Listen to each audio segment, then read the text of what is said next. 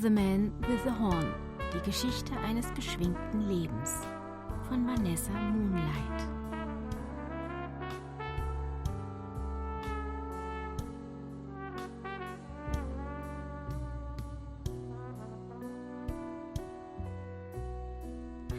Wir schreiben das Jahr 1920. In Brookville, Ontario, kommt ein Junge mit Namen Kennedy Norton Young zur Welt. Für seine Eltern Victoria und Albert war er ein absolutes Wunschkind. Lange mussten sie auf diesen Moment warten, doch jetzt, wo der stolze Vater seinen Sohn in den Armen hielt, war für beide der schönste Tag in ihrem Leben. Der kleine Mann wurde nach Strich und Faden verwöhnt. Albert Young war ein angesehener Arzt in Brookville und konnte ihm alles bieten, was er nur wollte. Für Albert stand jetzt schon fest, dass sein Junge mal in seine Fußstapfen treten würde. Doch wie sich herausstellen sollte, dachte der Junge überhaupt nicht daran. Doch dazu später. Seine Kindheit war harmonisch und liebevoll. Seine Mutter vergötterte ihn und achtete sehr genau darauf, was ihr Sohn so alles trieb. Am liebsten war ihr, wenn er in ihrem stattlichen Haus, das etwas außerhalb der Stadt lag, spielte und am besten gar nicht erst nach draußen ging. Glaubte sie doch, dass niemand von den Nachbarskindern der richtige Umgang für ihn wäre. Kennedy, der von seinen Eltern nur Kenny genannt wurde, wuchs mit klassischer Musik auf. Victoria, die gerne Pianistin geworden wäre, hörte daher viel Klaviermusik, die durchs ganze Haus zu hören war.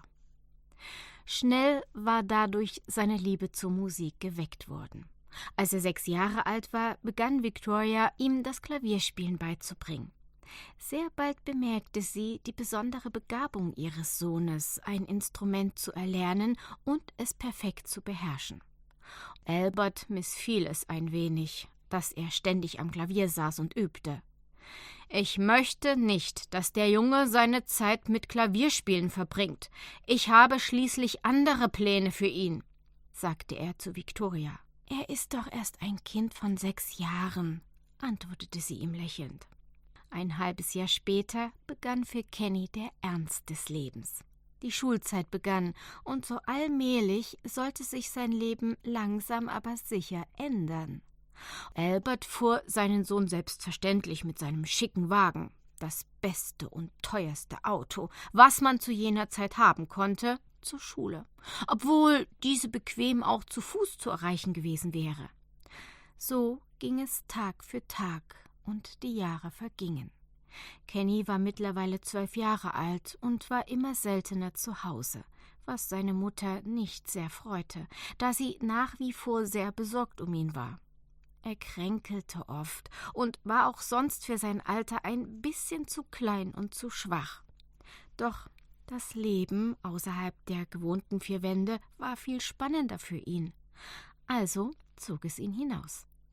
Freunde hatte er wenig, wie auch, wenn seine Mutter es vermied, ihn mit anderen Kindern in Kontakt zu bringen. Mit 2 Jungs aus seiner Klasse zog er durch die Straßen von Brookville. Es war ein langweiliges Provinznest, in dem nicht viel los war. Da war ihnen jede Abwechslung willkommen. Sie streunerten durch die Straßen und klauten Äpfel vom Obstladen, der auf ihrem Weg lag, und wenn der Ladenbesitzer herauskam, um sie zu verprügeln, nahmen sie die Beine in die Hand und liefen wie der Blitz davon.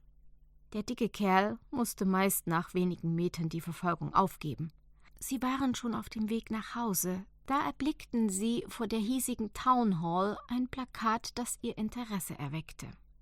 Zu lesen stand dort in großen Buchstaben: »The famous Duke Ellington Jungle Band is playing tonight.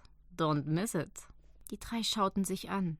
Keiner hatte je was von Duke Ellington gehört, aber das konnte man ja ändern. Also nahmen sie sich vor, am Abend von zu Hause vorzuschleichen und sich diese Band anzuhören. Man aß zu Abend, plauderte über dies und das, und als Kenny mit dem Essen fertig war, sagte er: »Vater, darf ich aufstehen und zu Bett gehen? Ich bin sehr müde.« Der Vater nickte wortlos und aß weiter. Kenny erhob sich von seinem Platz, gab seiner Mutter einen Kuss auf die Wange und wünschte beiden eine gute Nacht. Schnell lief er die Treppe hoch in sein Zimmer. Doch ans Zubettgehen dachte er nicht. Er öffnete das Fenster, direkt daneben stand eine uralte Eiche. Er kletterte geschickt an ihr herunter und landete sicher auf dem Boden. Das war schließlich nicht das erste Mal, dass er heimlich das Haus verließ. Er lief die Straße herunter bis zur Kreuzung. Dort wartete bereits sein bester Freund Mark.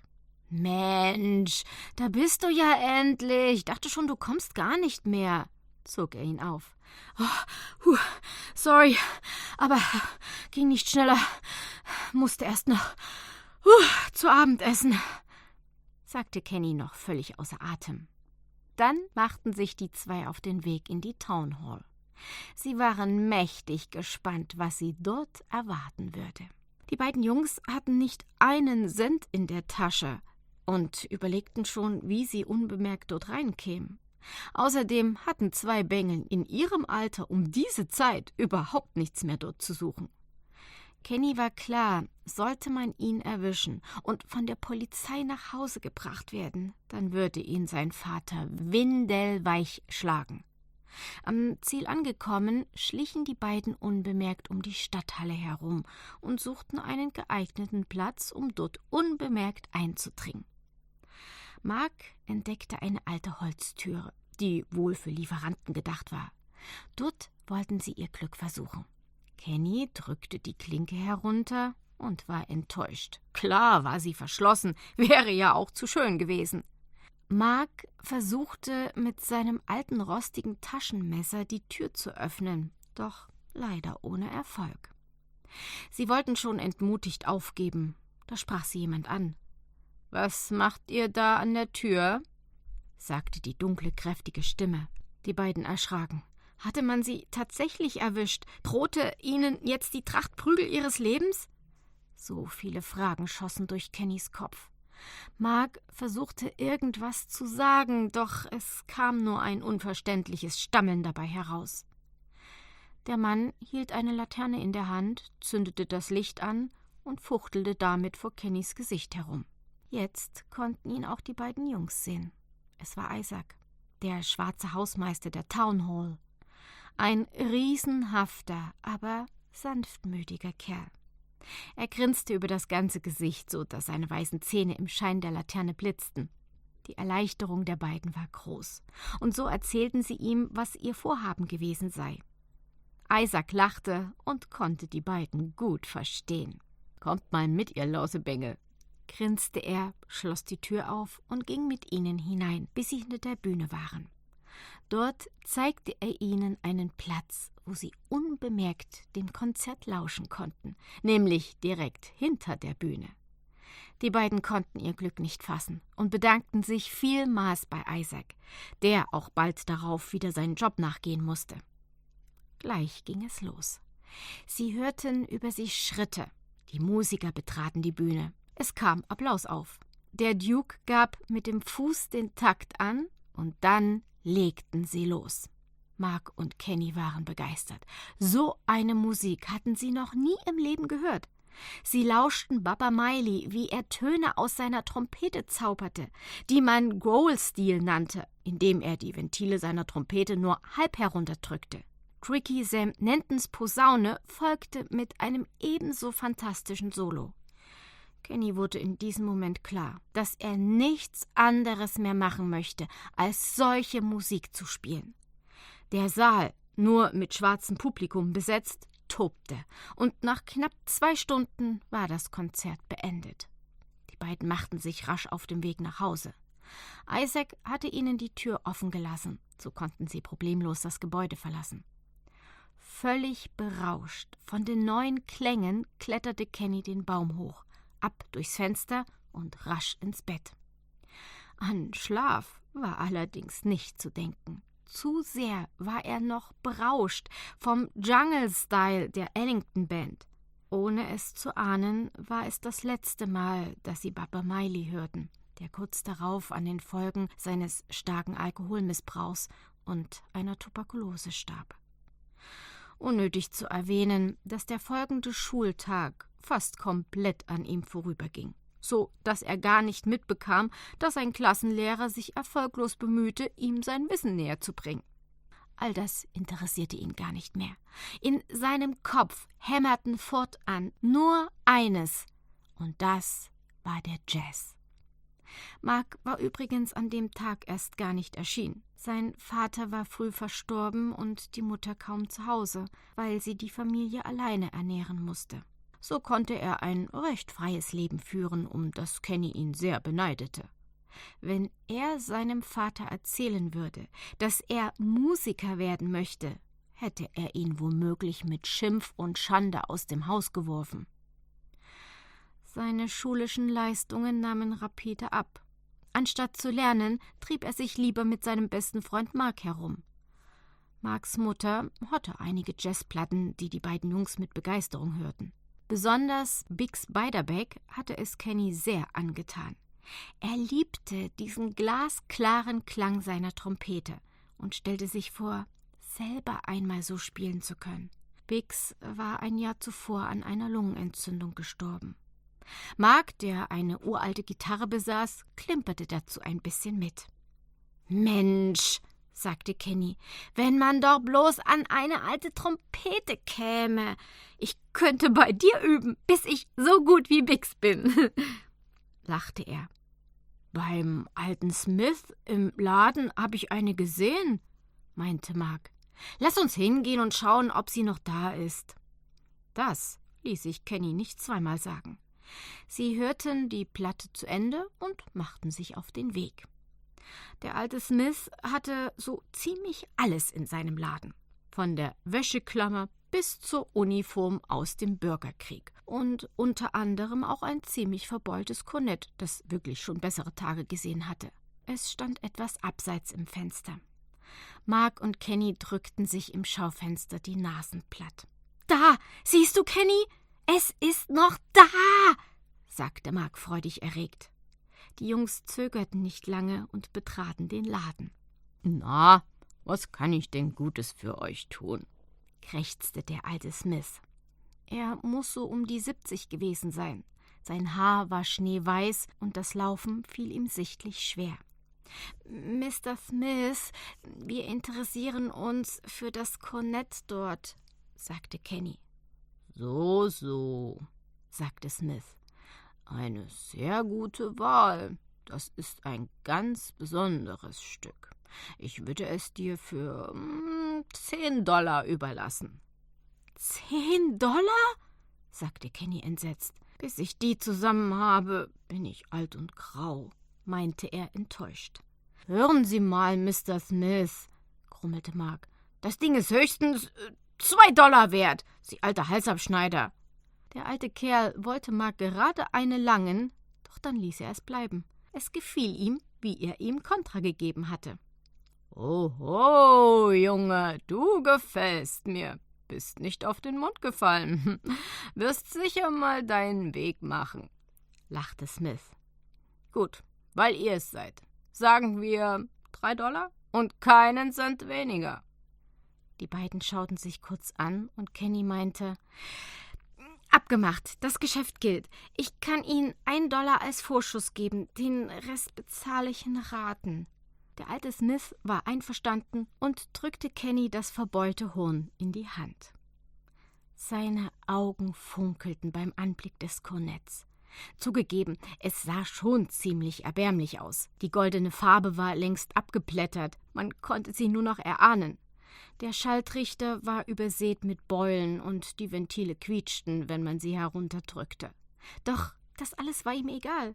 Stolz wie Oskar lief er mit seinem Horn durch die Straße und versuchte verzweifelt, dem Ding ein paar Töne zu entlocken, was ihm aber vorerst nicht gelingen wollte. Mit zu sich nach Hause konnte er sein Horn auf keinen Fall nehmen. Also deponierte er es kurzerhand bei Mark. Dort würde es niemanden stören und so konnte er jede freie Minute üben. In der Schule ließ er sich immer seltener blicken, was zur Folge hatte, dass der Direktor seinem Vater einen Brief über häufiges Wegbleiben seines Sohnes schrieb. Beim Lesen des Briefes verfinsterte sich die Miene des Vaters zusehends. »Wenn der Junge nach Hause kommt, gibt es eine Trachtprügel, die er sein Leben lang nicht vergessen wird«, brüllte er seine Frau an. Gesagt, getan. Als Kenny nichts ahnend das Elternhaus betrat, stand sein Vater schon im Wohnzimmer und fuchtelte mit dem Brief vor Kennys Gesicht herum. »Hast du eine Erklärung hierfür?« fuhr er ihn scharf an. Kenny wurde leichenblass und bekam kaum ein gescheites Wort heraus. Er bekam eine schallende Ohrfeige, dass er auf der Stelle zu Boden fiel. »Um Gottes Willen«, schrie Victoria, »lass doch den armen Jungen in Ruhe!« Doch ihr Bitten und Betteln half ihm nicht. Sein Vater packte ihn an den Ohren und zog ihn somit hoch. Kenny jaulte vor Schmerz. Die Tränen schossen ihm aus den Augen. Sein Vater verpasste ihm noch links und rechts 2 Ohrfeigen und schickte ihn dann auf sein Zimmer. »Der Nichtsnutz bekommt 3 Monate Hausarrest. Nach der Schule geht er sofort nach Hause«, brüllte er Victoria an.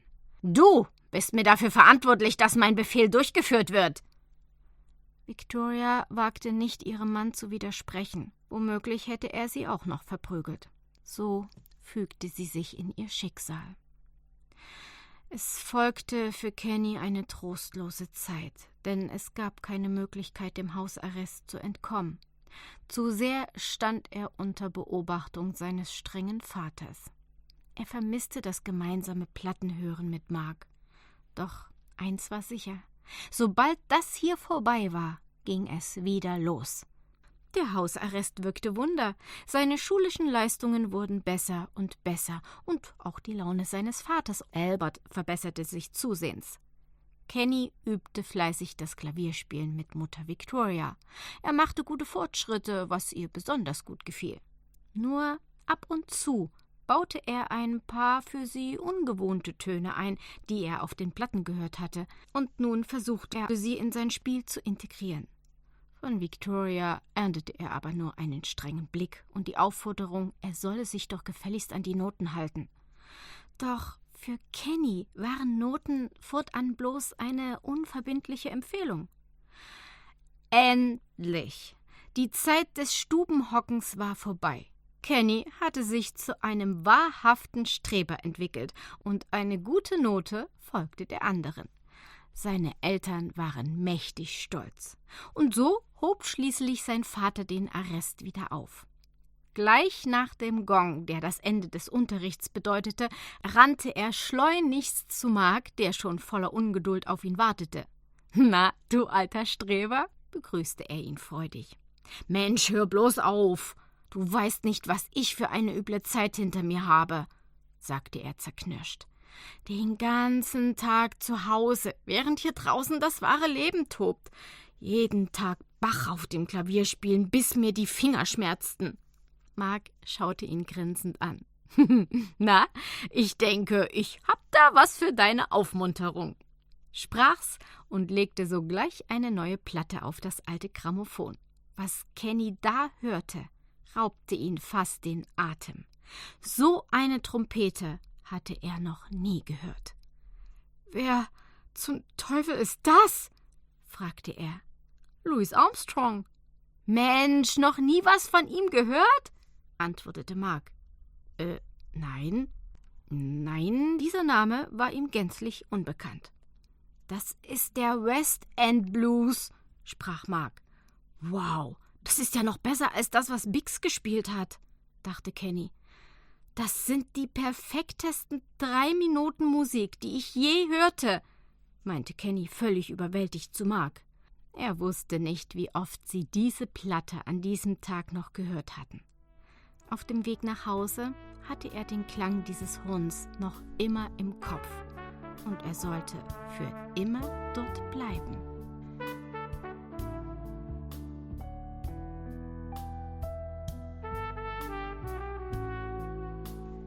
(1934) Kenny war gerade 14 geworden. Die Schule hatte er mit Bravour gemeistert. Nun sollte er aufs Junior College gehen.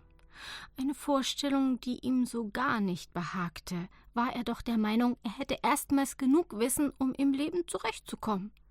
Natürlich war sein Vater da völlig anderer Meinung. Und so kam es immer öfter zu Streitigkeiten zwischen den beiden.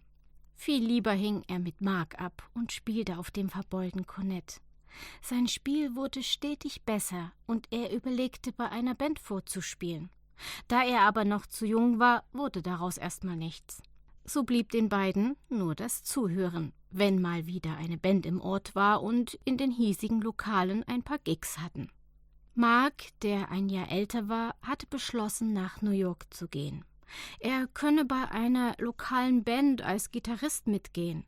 Kenny war zutiefst geschockt, als er ihm die Nachricht freudig erzählte. Klar freute er sich für ihn, doch was würde dann aus ihm werden? »Komm doch einfach mit, Kenny«, sagte er.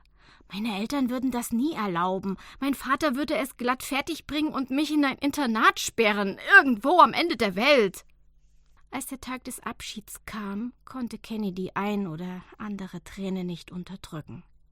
Man reichte sich die Hand und drückte sich zum Abschied. »Pass auf dich auf und schreib mir alles, was du in New York erlebt hast, hörst du?«, sagte Kenny traurig. »Klar, mache ich. Und ich schick dir auch meine erste eigene Platte«, lachte Mark. Dann gab er ihm noch die Platten seiner Mutter und stieg in den Tourbus, der sicher auch schon bessere Zeiten gesehen hatte. Lange schaute er dem alten Bus nach, bis nur noch eine kleine Staubwolke zu sehen war. Mit den Platten unter dem Arm machte er sich traurig auf den Weg nach Hause. Wie sehr er doch seinen Freund Mark beneidete. Gerne wäre er mit ihm nach New York gegangen, aber eines war ihm klar: Hier, in diesem elenden Provinznest, würde er nicht länger bleiben. Es vergingen einige Wochen. Fast glaubte er schon nicht mehr daran. Da war er dann doch endlich da. Der lang ersehnte Brief aus New York von seinem Freund Mark. Er nahm ihn schnell aus dem Briefkasten, rannte wie der Blitz zum Haus, riss die Türe auf, fast rannte er noch seine Mutter über den Haufen.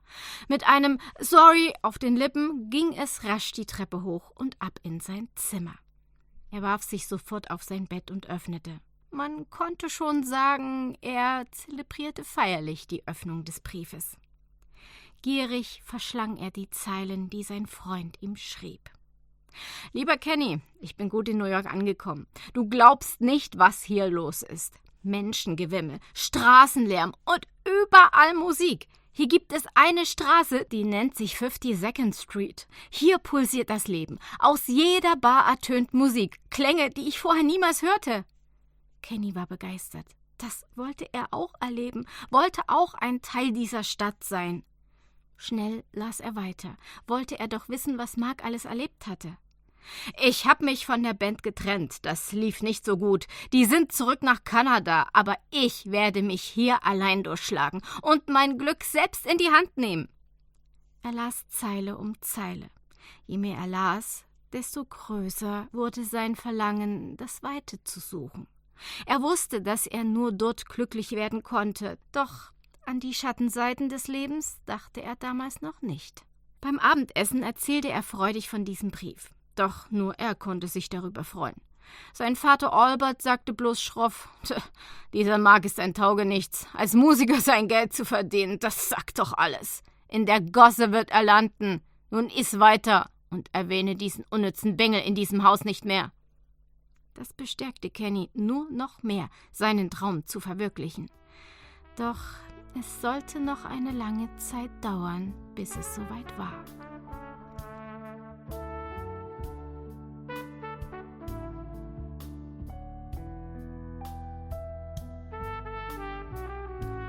»1936. Kenny war 16 und noch immer hockte er in diesem gottverdammten Nest. Briefe von Mark kamen immer seltener an und er machte sich wirklich Sorgen um seinen alten Freund. Wenn er schrieb, dann nur wenige Zeilen, dass es ihm gut ginge und er viele Gigs spielen würde, doch Kenny konnte das alles nicht recht glauben. Die Euphorie der ersten Briefe war vollends verschwunden. Das Verhältnis zu seinem Vater stand auch mal wieder auf der Kippe, weil er ihn erwischt hatte, als er heimlich Marks alte Platten hörte. »Hörst du schon wieder diese Urwaldmusik? Dieses Negergedudel möchte ich in meinem Haus nicht mehr hören!« schrie er ihn an, nahm die Platten und zerbrach sie in 2 Teile. Das war für Kenny der Punkt, an dem er handeln musste. Er sprang auf und verpasste seinem Vater einen Kinnhaken, dass dieser augenblicklich zu Boden ging. Kenny war über seine Reaktion erschrocken und blickte auf den am Boden liegenden Vater, der ihn ebenfalls erstaunt ansah. »Du packst deine Sachen und verlässt dieses Haus. Ich will dich nie wieder hier sehen«, brüllte er ihn an, nachdem er sich wieder hochgerappelt hatte. »Nichts lieber als das«, sagte Kenny trotzig. »Keinen Moment länger halte ich es hier mehr aus, und zurück komme ich ganz sicher nicht.« Er packte ein paar Sachen ein, ging die Treppe herunter, wo Victoria, seine Mutter, stand.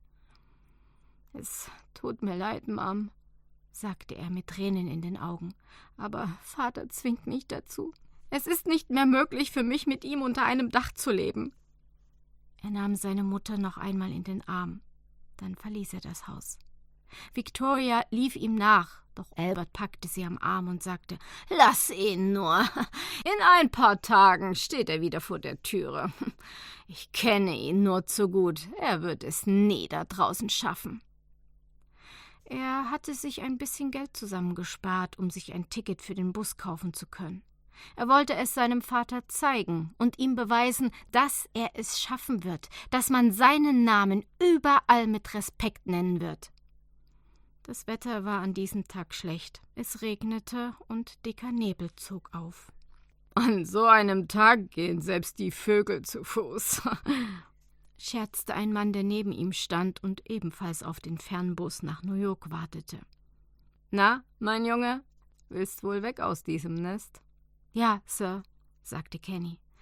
»Nun, mal nicht so förmlich. Mein Name ist Dave.« »Angenehm, ich bin Kenny.« Die beiden reichten sich die Hand und beschlossen, die Reise gemeinsam fortzusetzen. Kenny und Dave waren durchnässt und ziemlich durchgefroren, als endlich der Bus kam. Jeder packte seine paar Habseligkeiten und stieg in den Bus. Kenny ergatterte sich einen Fensterplatz. Sein neuer Freund Dave setzte sich daneben. Dave, der schon so um die 30 sein musste, lachte und klopfte Kenny auf die Schulter. »Jetzt geht es los, Junge. Weg aus diesem Nest.« Kenny nickte und lächelte ein wenig. So ganz wohl war ihm plötzlich nicht mehr. Ganz alleine auf sich gestellt zu sein, ist eine Situation, die er bis dato noch nie gekannt hatte. So begann für ihn eine Fahrt ins Ungewisse. Dann schlossen sich die Türen und der Bus rollte los in Richtung New York. Er blickte noch einmal aus dem Fenster, sah noch einmal die Plätze, an denen er sich mit Mark herumgetrieben hatte, und ein Gefühl der Angst überkam ihn wieder. Doch jetzt kneifen und wieder zurück nach Hause gehen, wo ihn sein Vater erwarten würde und ihm Versagen vorwerfen würde? Nein, das käme nicht für ihn in Frage. Noch ein letztes Mal warf er einen Blick zurück.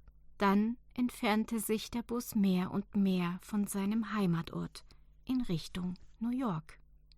Dave plauderte unentwegt über seine großen Pläne, die er hatte, und während er ihm zuhörte, fielen ihm die Augen allmählich zu. Dave grinste, als er Kenny leise schnarchen hörte, und beschloss, es ihm gleich zu tun. So vergingen einige Stunden, und als er wach wurde, war es draußen schon stockdunkel. Sein neuer Freund schlief immer noch tief und fest, und so sah Kenny hinaus in die Nacht und hing seinen Gedanken nach. Was wohl jetzt sein Vater machen würde, als er bemerkte, dass er seine Sachen gepackt hatte und fort war? Und seine Mutter erst? Sie weinte sich ganz bestimmt jetzt die Augen aus. So schmerzlich das alles auch war, er war der Meinung, das Richtige getan zu haben. Als der Morgen graute, machte der Bus einen Halt. Kenny gab Dave einen Stupser mit, so dass dieser aus seinem Tiefschlaf erwachte. »Sind wir schon da?« fragte er Kenny halb verschlafen. »Nein, bloß ein Zwischenstopp zum Beine vertreten«, sagte er. Dave sprang auf und verließ eiligst den Bus. Kenny kam kaum nach. Warum hatte er es so eilig? Er wusste nicht einmal, wie das Nest hieß, in dem sie gelandet waren. Da er Dave aus den Augen verloren hatte und ihm noch eine Stunde zur Weiterfahrt blieb, beschloss er, sich in einem der kleinen Lokale was zu essen zu besorgen. Einen großen Teller Bohnen mit Speck. Das wäre jetzt das Richtige, dachte er. Als er sich mal ordentlich satt gegessen hatte, schlenderte er noch durch einen kleinen Park, der sich ganz in der Nähe befand. Da saß er, ganz plötzlich, sein neuer Freund Dave.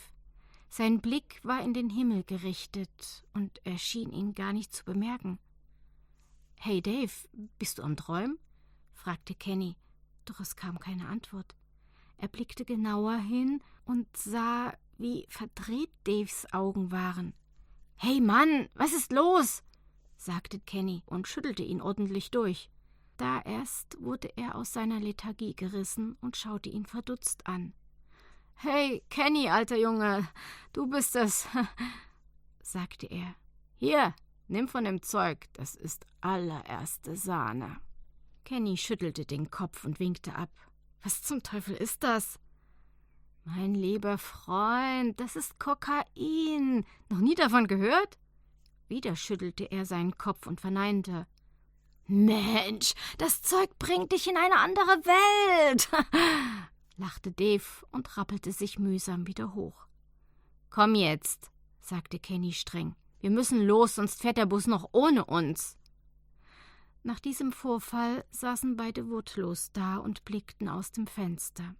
Sie redeten kaum noch ein Wort zusammen während der Reise, bis Dave das Schweigen brach und zu ihm sagte, »Hey, Kenny, hoffe, du bist nicht sauer wegen eben. Das Zeug ist echt harmlos. Du kommst auf einen echt tollen Trip, bist in einer anderen Welt. Das habe ich vollkommen im Griff und kann jederzeit damit aufhören«, fügte er noch hinzu. Kenny nickte bloß und schaute anteilnahmslos aus dem Fenster. »Dann eben nicht. Wirst schon irgendwann auf den Geschmack kommen«, brummte Dave vor sich hin.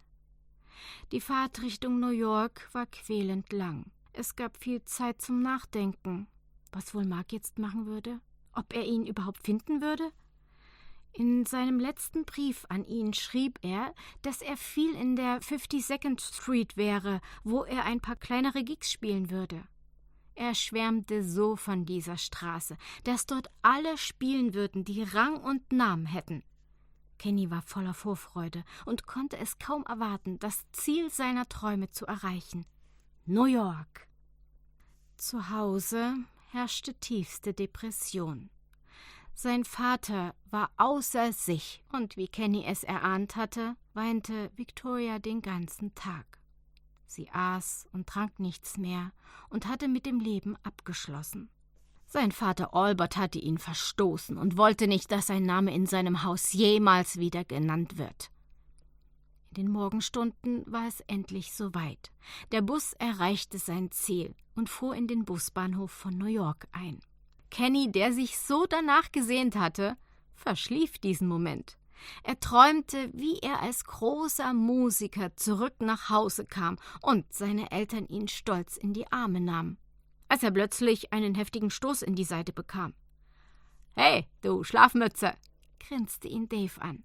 »Wir sind am Ziel. New York liegt uns zu Füßen.« Kenny schlug überrascht die Augen auf, schnappte sich sein bisschen Gepäck und rannte aus dem Bus, so dass ihm Dave kaum folgen konnte. »New York, ich komme!« schrie er, riss dabei die Arme hoch und drehte sich wie wild im Kreis. Die Leute, die drumherum standen, mussten ihn für übergeschnappt halten, doch das war ihm in diesem Moment völlig egal.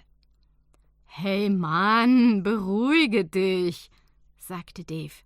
»Die nehmen dich sonst noch fest«, lachte er. »Ach, sollen sie nur, ich bin der glücklichste Mensch auf Erden«, grinste Kenny und drehte sich unbeirrt weiter. »Mensch, hab ich einen Hunger. Komm, Kenny, lass uns erst mal was essen gehen.« »Geh du nur, ich versuche meinen Freund Mark zu finden«, sagte Kenny, der nicht vorhatte, noch weiter mit Dave zusammenzubleiben. »Wie du meinst, dann wünsche ich dir viel Erfolg bei der berühmten Suche nach der Nadel im Heuhaufen«, lachte Dave laut, nahm seinen Kram und steuerte das nächste Restaurant an. Da stand er nun, inmitten von New York. Menschen, wohin das Auge blickte, und doch war er in diesem Moment der einsamste Mensch von allen. Wie sollte er bloß hier seinen Freund Mark finden? Er hatte nur die 52nd Street als Hinweis, doch wo lag diese ominöse Straße? Sollte er nicht doch lieber erst einmal mit Dave zusammenbleiben? Er war älter und kam gut im Leben zurecht. So beschloss er, Dave zu folgen und betrat das Lokal, in dem er verschwunden war.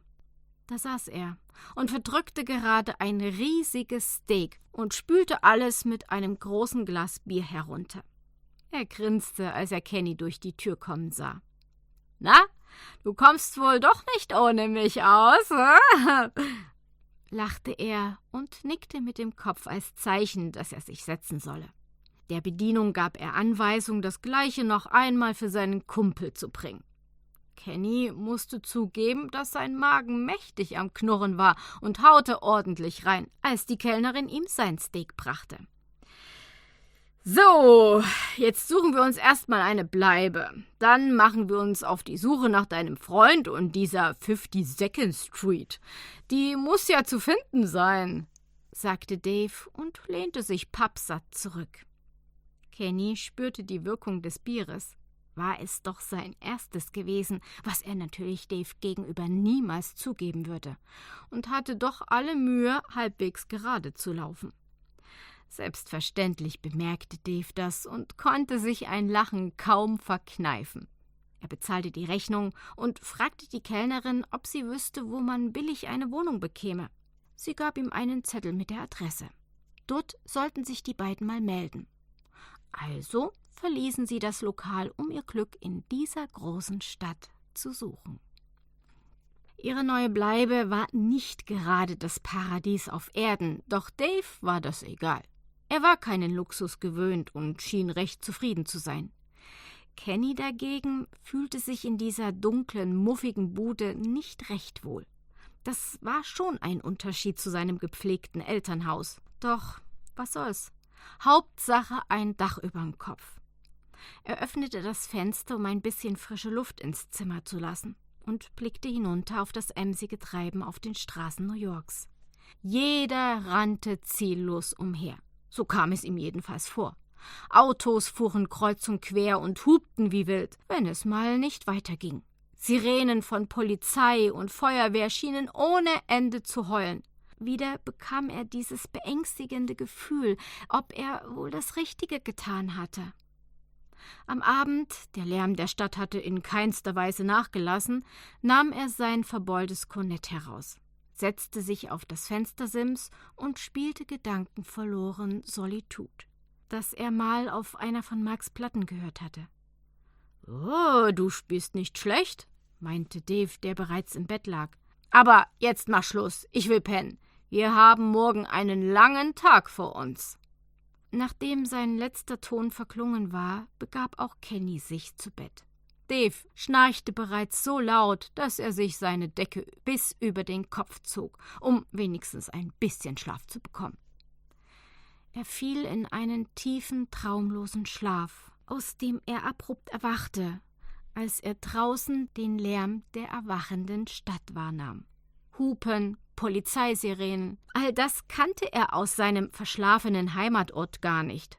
Aber ob er sich daran je gewöhnen würde? Wenn er nun schon mal wach war, dann sprang er auch sogleich mit frischem Schwung aus dem Bett. Dave schien das alles nicht zu kümmern. Er schlief wie ein Baby, und sein Schnarchen hatte in keinster Weise nachgelassen. Kenny zog sich an und setzte sich auf sein Bett, denn viel mehr Möglichkeiten, sich zu setzen, gab es in dem kleinen, muffigen Zimmer nicht. So beschloss er, auf eigene Faust diesen Moloch, der sich New York nannte, zu erkunden. Er stand auf, griff sich seinen Mantel und den Koffer mit seinem Horn und verließ leise das Zimmer. Selbst wenn er die Tür zugeknallt hätte, Dave wäre davon sicher nicht wach geworden. Da stand er nun, alleine inmitten von einem Meer aus Menschen und Maschinen. Noch konnte er sich so gar nicht vorstellen, hier sein Leben zu führen. Alles war ihm fremd, laut und hektisch.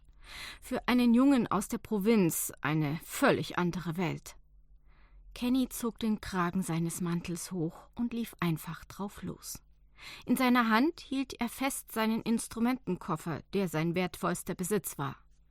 Obwohl das verbeulte Horn nicht einen Cent mehr wert war und recht mitleidig aussah, war es für ihn doch ein wahrer Schatz.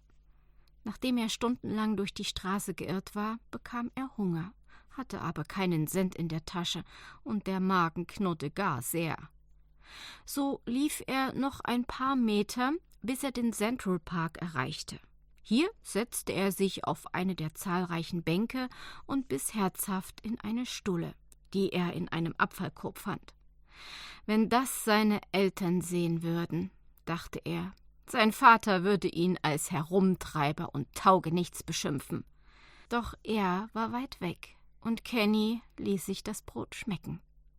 Dann setzte er sein Horn an die Lippen und spielte gedankenverloren Solitude. Er bemerkte dabei gar nicht, dass sich eine junge Frau zu ihm auf die Bank setzte und seinem Spiel lauschte. »Du bist gut«, sagte sie, als er zu Ende gespielt hatte. Kenny war überrascht, hatte er sie doch gar nicht bemerkt. Danke sehr«, sagte er ein bisschen verlegen und wurde rot dabei, was der jungen Dame nicht verborgen blieb. Sie lächelte. »Ich heiße Peggy«, stellte sie sich vor. Mein Name ist Kenny«, brachte er noch soeben heraus. Und wieder lächelte sie ihn an. Die beiden unterhielten sich noch eine ganze Weile. Kenny taute allmählich auf und erzählte ihr seine Geschichte. Dann stand sie auf, gab ihm die Hand und ging. »Ach, wenn du mal spielen möchtest. Hier, ich gebe dir meine Adresse. Ein cooler Club, da bin ich auch öfters«, sagte sie, schrieb die Adresse auf ein Stück Papier, das sie ihm reichte, lächelte und ging. Kenny war glücklich. Sollte jetzt das Leben losgehen, auf das er so gehofft hatte? Er hatte Peggy getroffen. Es gab eine Möglichkeit für ihn zu spielen. Was sollte denn jetzt noch schiefgehen? Kenny spielte noch ein paar Töne. Dann machte er sich auf den Weg nach Hause. Dort angekommen, hatte sich Dave auch zwischenzeitlich aus dem Bett bewegt und kochte sich einen Kaffee. »Na, du strahlst ja. Ist dir das große Glück über den Weg gelaufen?« grinste Dave ihn an. Kann man so sagen. Ich habe im Central Park ein nettes Mädchen getroffen. Sie gab mir eine Adresse. Da will ich gleich heute Abend mal hin.« »Oho, Junge, du gehst ja ran. Kaum in New York und schon laufen dir die Mädchen nach«, lachte Dave und nahm einen kräftigen Schluck Kaffee. Es dauerte quälend lange, bis der Abend kam. Kenny saß wie so oft auf dem Fenstersims und spielte auf seinem alten Horn, das aber immer noch recht erstaunlich klang. Kenny hatte es auch gründlich gereinigt, was auch sehr vonnöten war. Dave war schon seit einiger Zeit unterwegs, um sich etwas zu besorgen. Kenny wusste nur allzu gut, was das war. Doch er hatte anderes im Kopf und schließlich war Dave alt genug und wusste, was er tat. Er schlüpfte in seine besten Klamotten, auch wenn diese so allmählich ein bisschen zu klein wurden, und machte sich auf den Weg zu dem Club, in dem Peggy des Öfteren zu finden war. Mittlerweile war es schon spät am Abend, als er endlich sein Ziel, die 52nd Street, wo der Club sich befinden sollte, erreichte. Schon als er um die Ecke bog, schallte ihm diese Musik entgegen, die er so liebte. Hier wird sein Zuhause werden, das war ihm fortan klar. Voller Enthusiasmus lief er die Straße entlang. Große Namen leuchteten in Neonbuchstaben hell und spiegelten sich auf dem nassen Asphalt wider. Wird auch einmal sein Name dort leuchten oder auf einen der unzähligen Plakate zu lesen sein? C'est Fridus, da war es, das Lokal, von dem Peggy ihm erzählt hatte. Eilig lief er drauf zu und betrat es auch sogleich. Er setzte sich vorne an einen der Tische, um direkten Blick auf die Bühne zu haben. Noch war niemand zu sehen. Doch dann kam er. Vorsichtig wurde er von einer Person zu einem Piano geführt. Dann nahm er Platz und spielte. Was Kenny da hörte, haute ihn schlichtweg um. Sowas hatte er noch nie gehört, und er fragte den Kellner, der gerade zu seinem Tisch kam und wissen wollte, was er trinken möchte, wer das denn sei. »Mann, den kennst du nicht? Das ist Art Tatum. Bist wohl neu hier?« Kenny war wie elektrisiert und konnte seine Augen nicht mehr von dem Mann am Piano lassen. Von nun an wird er ihm folgen und seinem fantastischen Spiel lauschen, so oft es ging. Peggy hatte er an diesem Abend nicht getroffen.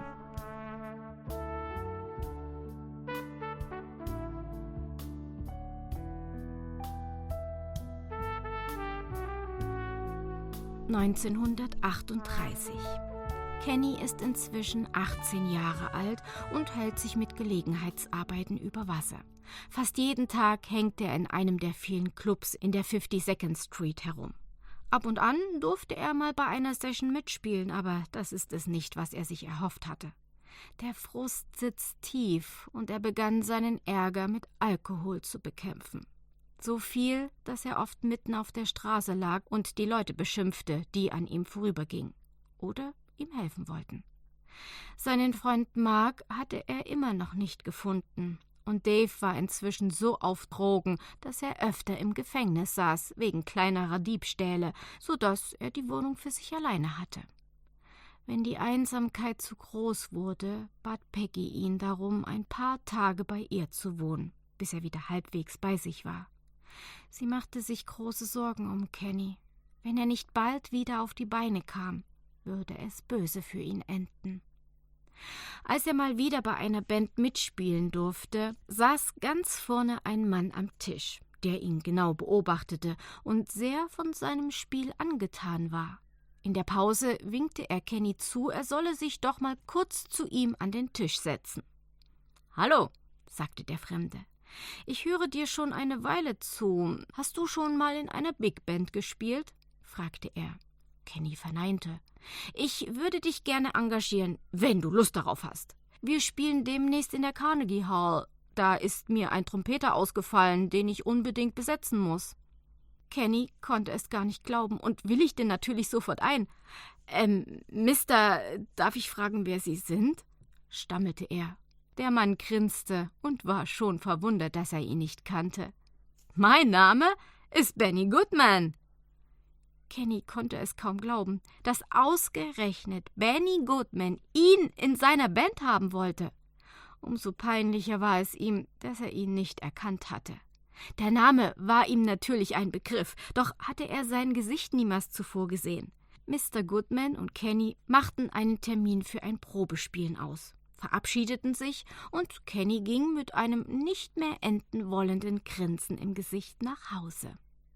Da Dave nur noch selten zu Hause war, gehörte ihm quasi die Wohnung alleine.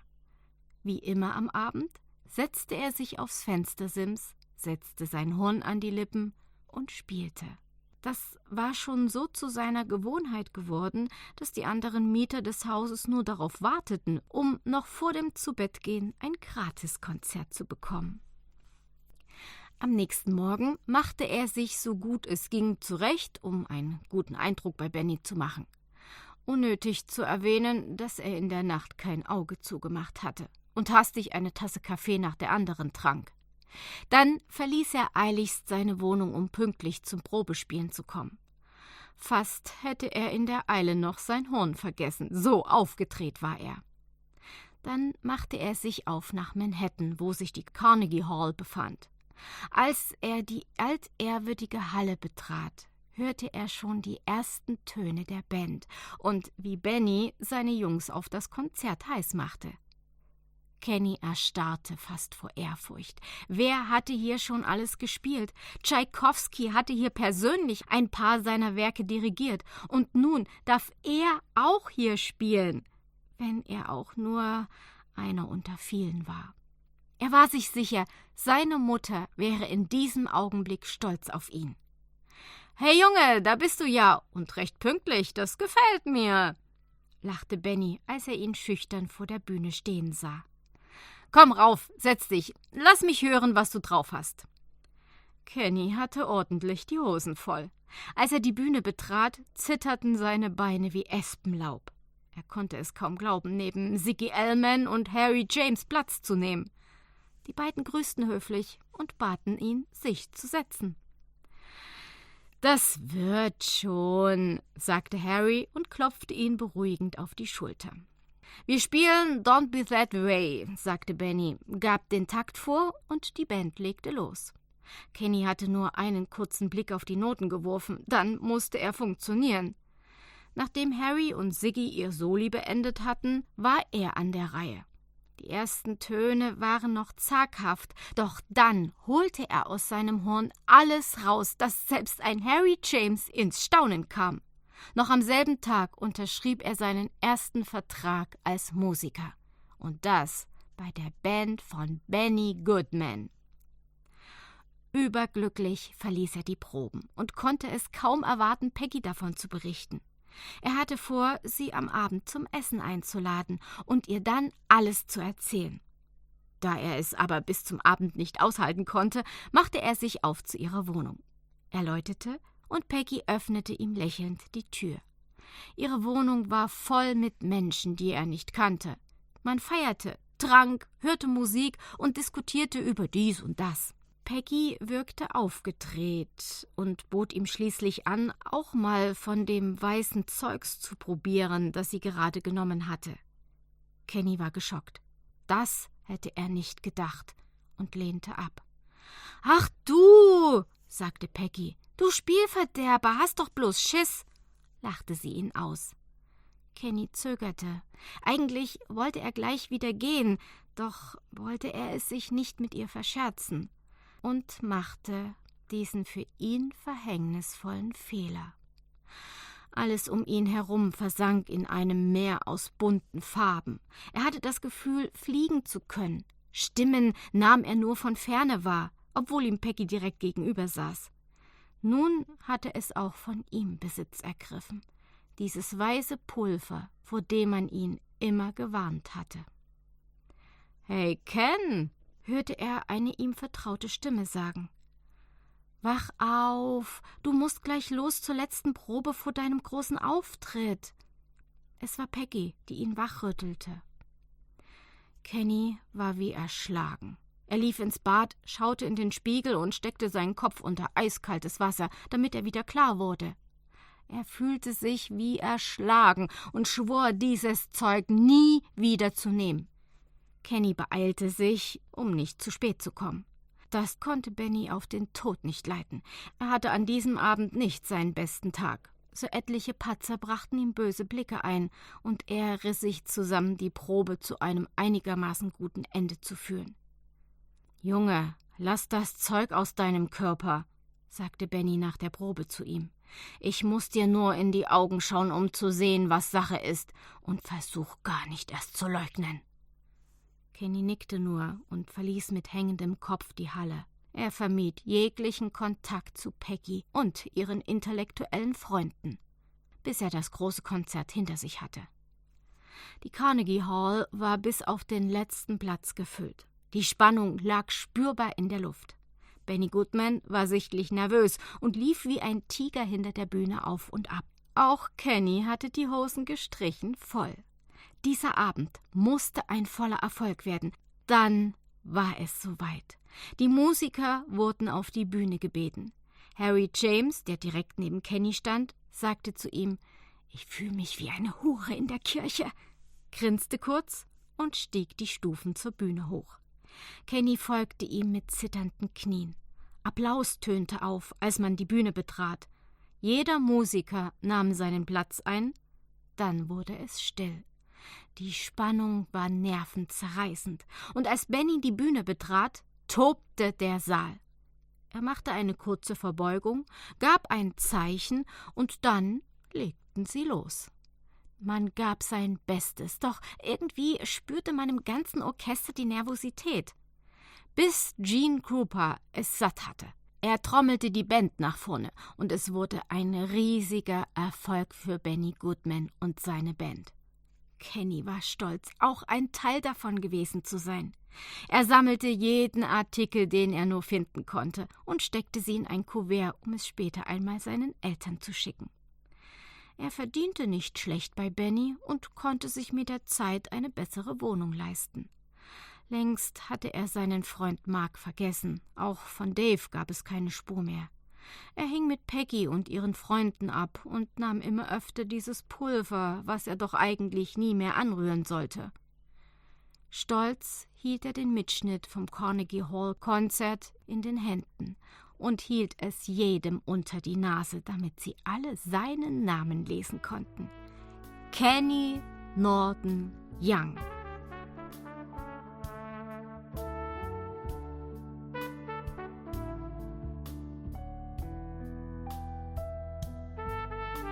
(1940) Kenny war inzwischen 20 Jahre alt und beinahe 2 Jahre bei Benny Goodman.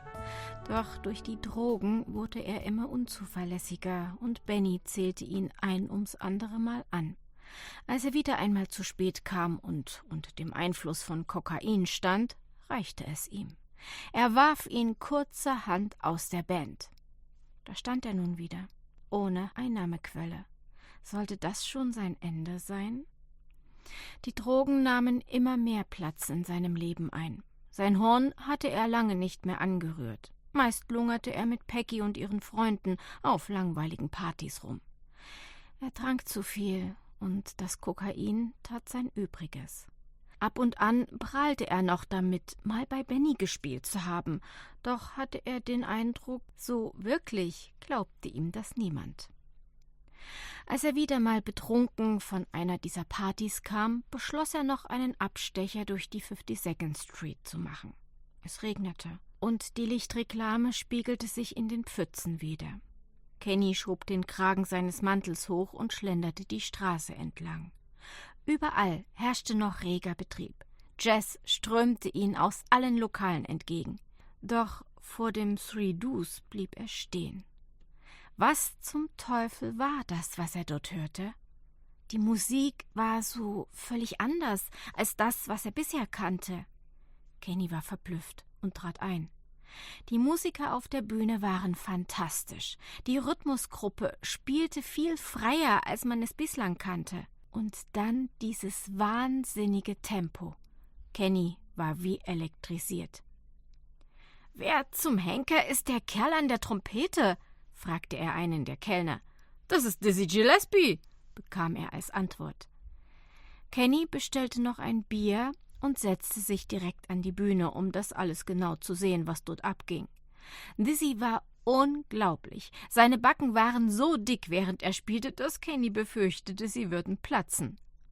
Er blieb die ganze Nacht, und als die Band den letzten Song gespielt hatte und man von der Bühne kam, fragte Kenny den völlig erschöpften Dizzy: »Hey Mann, was ist das für ein Zeug, was ihr da spielt?« »We call it Bob«, sagte Dizzy nur knapp und verschwand nach draußen vor die Tür. Kenny trank sein Bier aus und eilte ebenfalls nach draußen, wo Dizzy und die anderen standen und sich genüsslich eine Zigarette gönnten. »Das war großartig«, sagte Kenny und erwähnte, dass er ebenfalls Musiker sei und bereits bei Benny Goodman gespielt habe. »Wenn du willst, kannst du morgen Abend mit einsteigen«, sagte ihm Dizzy. »Das sind Max, unser Drummer, das ist Curly, der Mann am Bass, und der Verrückte da hinten ist Thelonious, unser Pianist«, stellte er seine Band vor. »Dieser Mann am Altsaxophon ist mal wieder nicht erschienen, aber wenn er da ist er unglaublich«, grinste Dizzy. Kenny grüßte jeden der Jungs und war froh, wieder mal sein Horn aus dem Koffer holen zu können. Er verabschiedete sich und machte sich direkt auf den Weg nach Hause. Für heute Abend musste er noch ordentlich üben. Zu lange blieb sein Horn stumm, doch das sollte sich jetzt ändern. Kenny war nun fast jeden Abend in der 52nd Street. Überall, wo jemand gebraucht wurde, stieg er mit ein und passte sein Spiel dem neuen Stil an. Zu dieser Zeit nahm er kaum noch Drogen zu sich, nur ab und zu mal einen Joint. Zu sehr war er fasziniert von dieser neuen Musik, die dort jetzt überall aus den Lokalen klang. Auch das Publikum, das zu Beginn dem Bebop noch recht skeptisch zugetan war, weil man nicht recht wusste, was man damit anfangen sollte, denn zum Tanzen war das gänzlich ungeeignet. Stattdessen saß man zusammen und bestaunte das Können der einzelnen Solisten, zu denen mittlerweile auch Kenny gehörte. Dizzy Gillespie und Charlie Parker waren die Stars der neuen Musikära. Jeder wollte so spielen wie sie, und natürlich eiferte auch Kenny ihnen nach, soweit das mit seinem alten Kornett überhaupt möglich war. Also beschloss er, sich von dem Geld, das er bei den Sessions einnahm, eine Trompete zu kaufen. Läden, wo man Instrumente erwerben konnte, gab es in New York mehr als genug.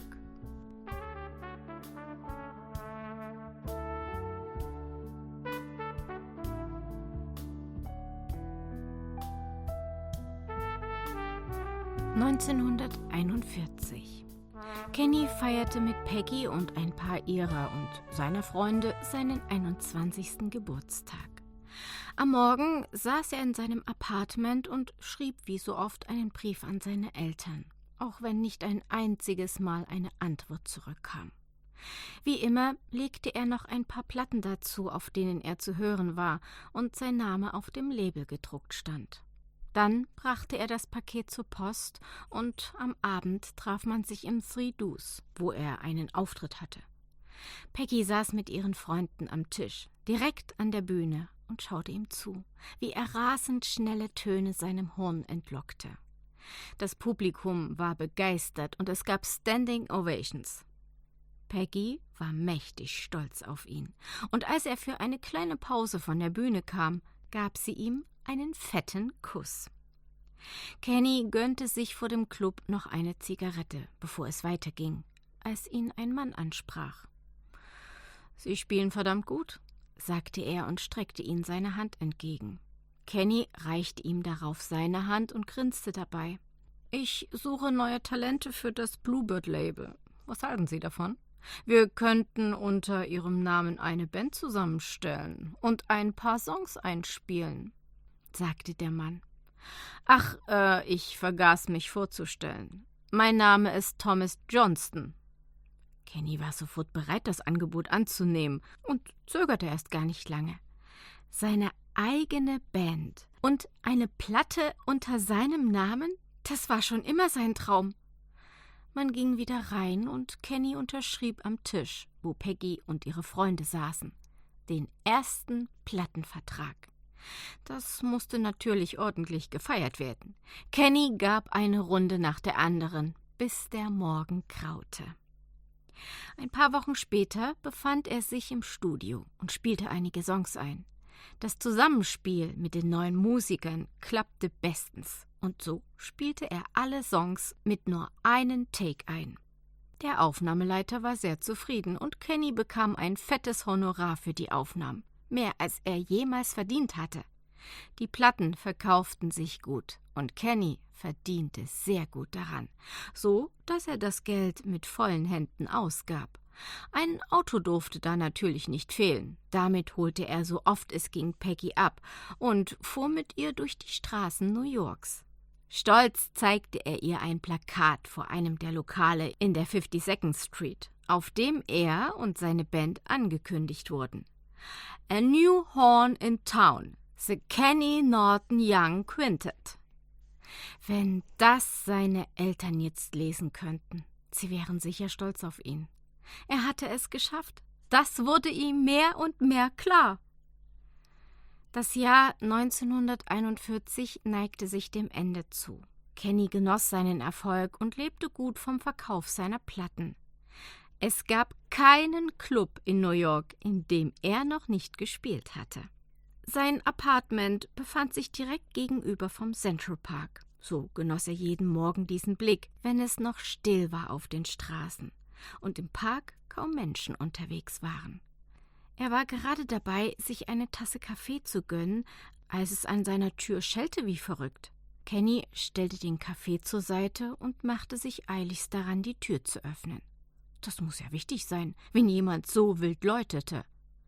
Als er die Tür öffnete, stand völlig aufgelöst Peggy davor. »Hast du es schon im Radio gehört?« sagte sie zu ihm.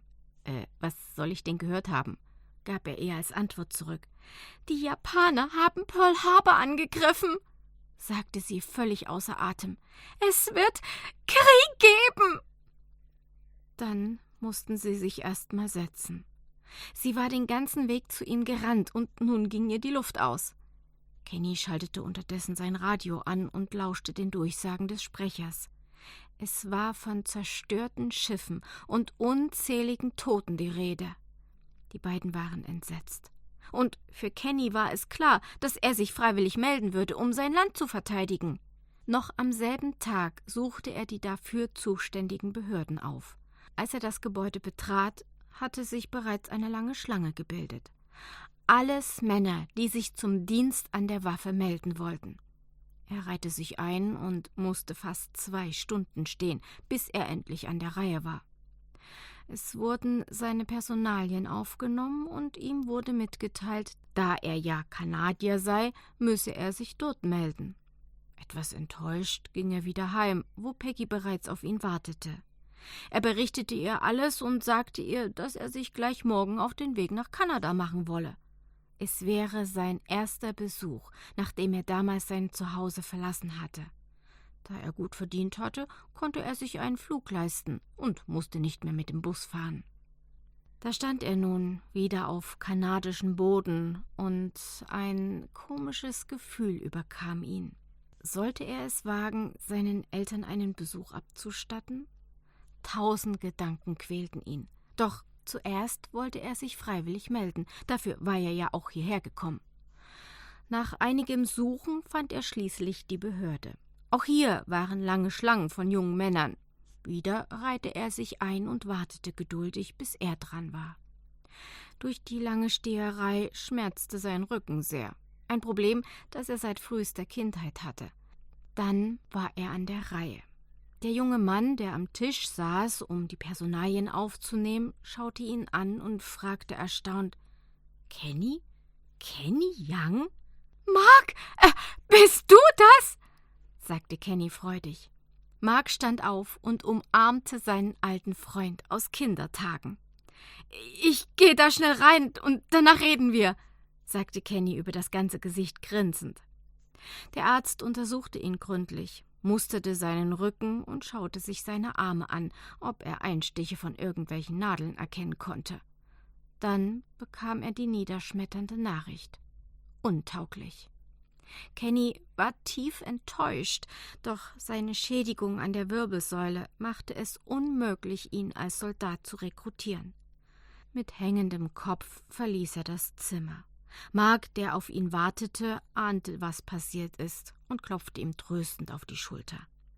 Er hatte Dienstschluss und lud Kenny auf ein Bier ein, um alles über ihn zu erfahren. Sie betraten eine nahegelegene Kneipe, setzten sich und bestellten erst einmal jeder ein großes Bier, was genüsslich getrunken wurde. Dann wollte Mark alles wissen. Kenny erzählte, was ihm alles widerfahren sei und dass er nach ihm gesucht hatte, wie er bei Benny Goodman gespielt hatte und Dizzy Gillespie und all die anderen getroffen hatte, zu denen er nun auch gehörte. Stolz erzählte er von seinen eigenen Platten und Mark grinste dabei und meinte: »Glaubst du wirklich, ich habe deine Platten nicht? Ha, jede einzelne, hab sie 100-mal gespielt«, sagte er ihm, was Kenny schon ein wenig stolz machte. Dann war Mark an der Reihe und erzählte ihm, wie es ihm ergangen ist in New York, dass er nicht gut genug war für ein Leben als Musiker, wie er ansehen musste, dass einige seiner Freunde an den Drogen, die sie nahmen, starben oder ein Opfer des Alkohols wurden, weil der Druck einfach zu groß war, immer das Beste zu geben, um noch kreativer zu sein als der andere. Und das Abend für Abend.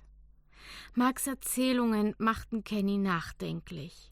War er nicht auch auf den besten Weg, so zu enden? Die beiden redeten noch fast die ganze Nacht, bis der Lokalbesitzer die zwei aufforderte zu gehen. Er wolle ja schließlich auch mal ins Bett. Kenny verabschiedete sich von Mark und schlenderte die Straße entlang, wo er als Kind so oft ging. Viele Erinnerungen kamen in ihm hoch. Sollte er zum Haus seiner Eltern gehen? Vieles ging ihm durch den Kopf, und so bemerkte er gar nicht, dass er plötzlich vor seinem Elternhaus stand. Es war alles dunkel. Kein Mensch war weit und breit zu sehen. Nur das Bellen eines Hundes aus der Ferne war zu vernehmen.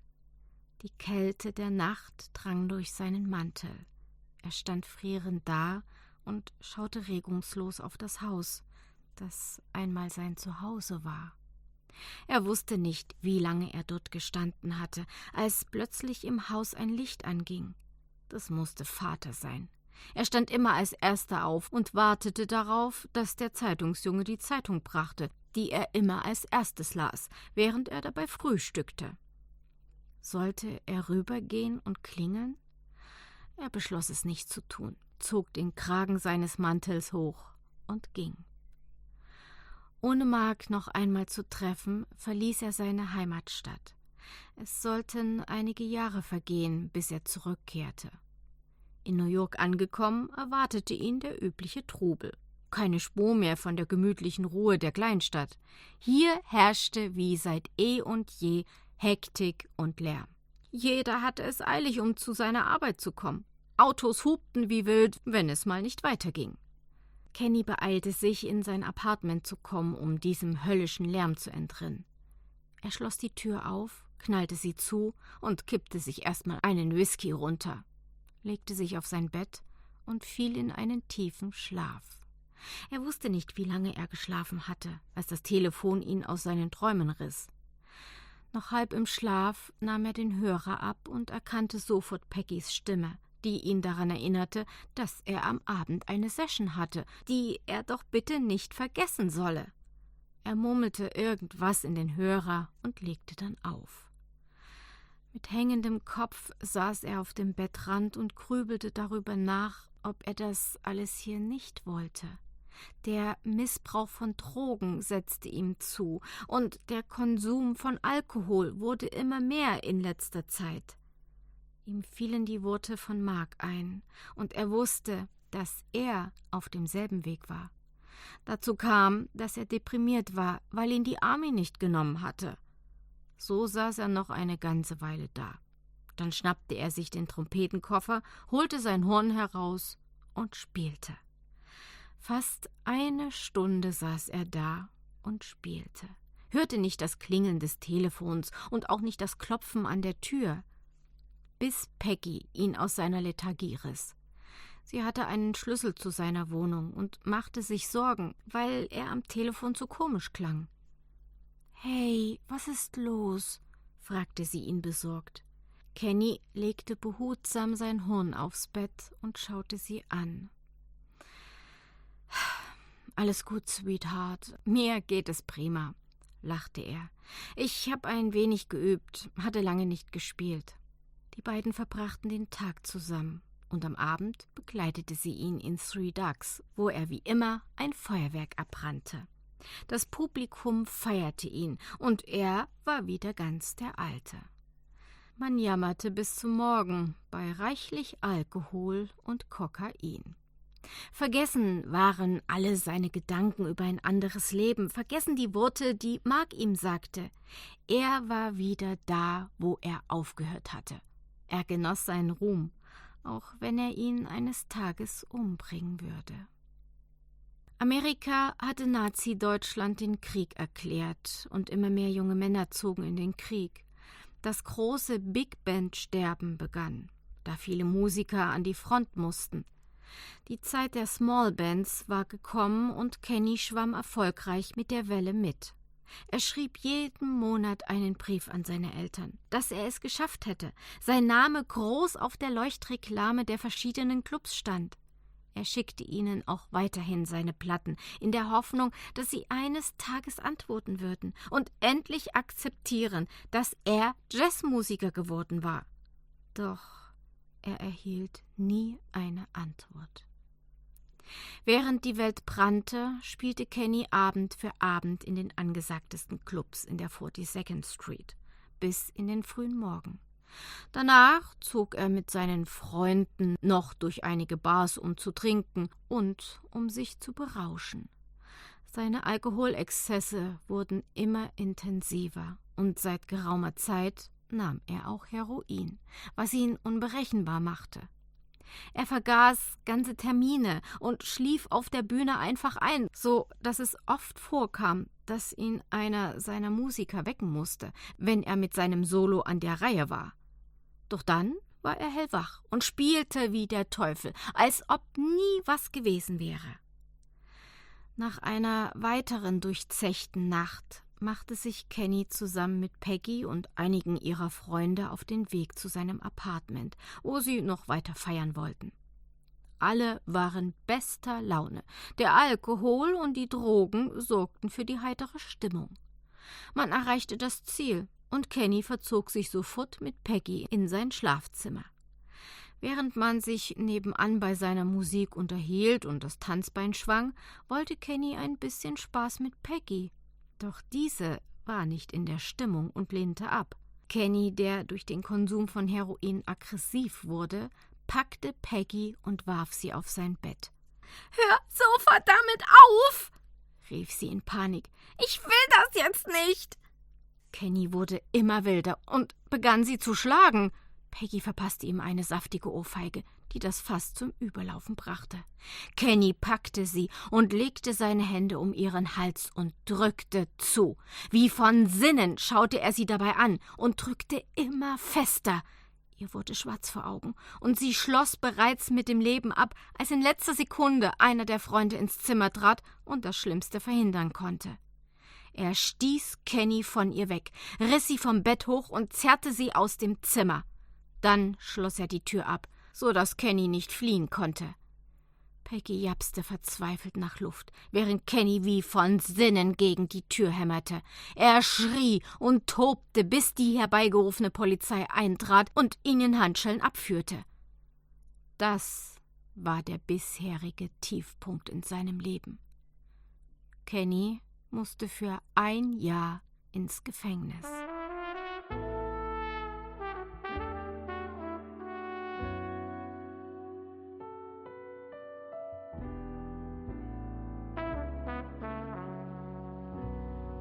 Ein halbes Jahr saß er nun schon im Gefängnis. Viele seiner Freunde hatten sich von ihm abgewandt. Er las viel und hatte in der Gefängnisbibliothek einen recht akzeptablen Job gefunden, um das halbe Jahr, das er dort noch verbringen musste, gut zu überstehen. Das Schlimmste war der Entzug gewesen. Er bekam Krämpfe. Jeder seiner Muskeln, so hatte er das Gefühl, würde in Stücke gerissen. Er lag tagelang schweißgebadet auf seiner Pritsche, musste sich ständig übergeben und zitterte am ganzen Leib. Kaum jemand der Wärter nahm Notiz von ihm. Zu sehr war man es gewohnt, wenn Junkies eingeliefert wurden. Nur der Gefängnisarzt schaute ab und an mal nach ihm. Doch dann, eines Morgens, hatte er es geschafft. Er fühlte sich sehr schwach, doch die Schmerzen waren verschwunden. Sein Körper hatte das Gift besiegt. Kenny war clean. Er fühlte sich wie neugeboren, verhielt sich vorbildlich und schwor in seinem ganzen Leben, nie wieder dieses Teufelszeug anzufassen. Dann hatte er es geschafft. Die Tore öffneten sich und Kenny verließ das Gefängnis als ein freier Mann. Außer den Sachen, die er am Leibe trug, hatte er nichts mehr. Sein Horn hatte er seit seiner Verhaftung nicht mehr angerührt, und er hatte auch nicht vor, es jemals wieder zu tun. Er nahm sich ein Taxi, fuhr in seine alte Wohnung, schnappte sich einen Koffer und nahm nur das Nötigste mit. Er wollte gerade gehen und die Tür schließen, da sah er ihn in einer Ecke stehen, den kleinen Koffer mit seiner Trompete. Kurz hielt er inne, dann griff er nach ihm und verließ die Wohnung für immer. Er fand in Harlem eine kleine 2-Zimmer-Wohnung, die schon möbliert war und nicht viel kostete. Den Koffer mit seinem Horn stellte er in eine Ecke und rührte ihn eine Zeit lang nicht mehr an. Wenn es Nacht wurde, ging er aus dem Haus und schlich durch die 52nd Street. Seinen Hut tief ins Gesicht gezogen und in seinem Mantel gehüllt, lief er umher. Noch immer drangen vertraute Töne aus allen Lokalen. Die Musik, die er so liebte. Charlie Parker, Dizzy Gillespie, ein junger Kerl namens Miles Davis, begeisterte die Leute Abend für Abend. So ging es Tag für Tag. Wenn die Nacht dem Tag zu weichen begann, ging er zurück in seine Wohnung und verkroch sich, bis es wieder dunkel wurde. Er war ein Nachtmensch geworden und scheute das Tageslicht wie der Teufel das Weihwasser. Doch der Drang in ihm, wieder zu spielen, wurde immer größer, bis er sich eines Nachts den Koffer schnappte und sich aufmachte zu einem schäbigen Jazzclub in der 118. Straße in Harlem. Minton's Playhouse wurde 1938 gegründet und bot allen Musikern die Gelegenheit, hier Jam-Sessions zu veranstalten. Weg von der Enge der Big Bands, frei zu improvisieren und seine Ideen rauszulassen. Als Kenny den Club betrat, waren nur wenige Gäste anwesend. Er setzte sich nah an die Bühne und hörte zu, wie dort gejammt wurde, dass die Bude bebte. Thelonious Monk, Kenny Clarke, Coleman Hawkins waren Stammgäste hier, spielten sich die Seele aus dem Leib. »Hey Leute, ist das nicht Kenny Norton?« rief Monk den anderen zu. »Komm, Junge, lange nichts von dir gehört. Ab auf die Bühne mit dir«, hörte man Don Byas sagen. Kenny zögerte für einen Moment, doch dann packte er sein Horn aus und mit einem Satz stand er bei den Jungs auf der Bühne, wo er lange nicht gestanden hatte. Er setzte sein Horn an die Lippen und dann spielte er, als ob er nie fort gewesen wäre. Er spielte bis zum frühen Morgen und fühlte sich wie ein neuer Mensch, als er das Lokal verließ und seit langem wieder lächeln konnte. Kenny war back on the scene.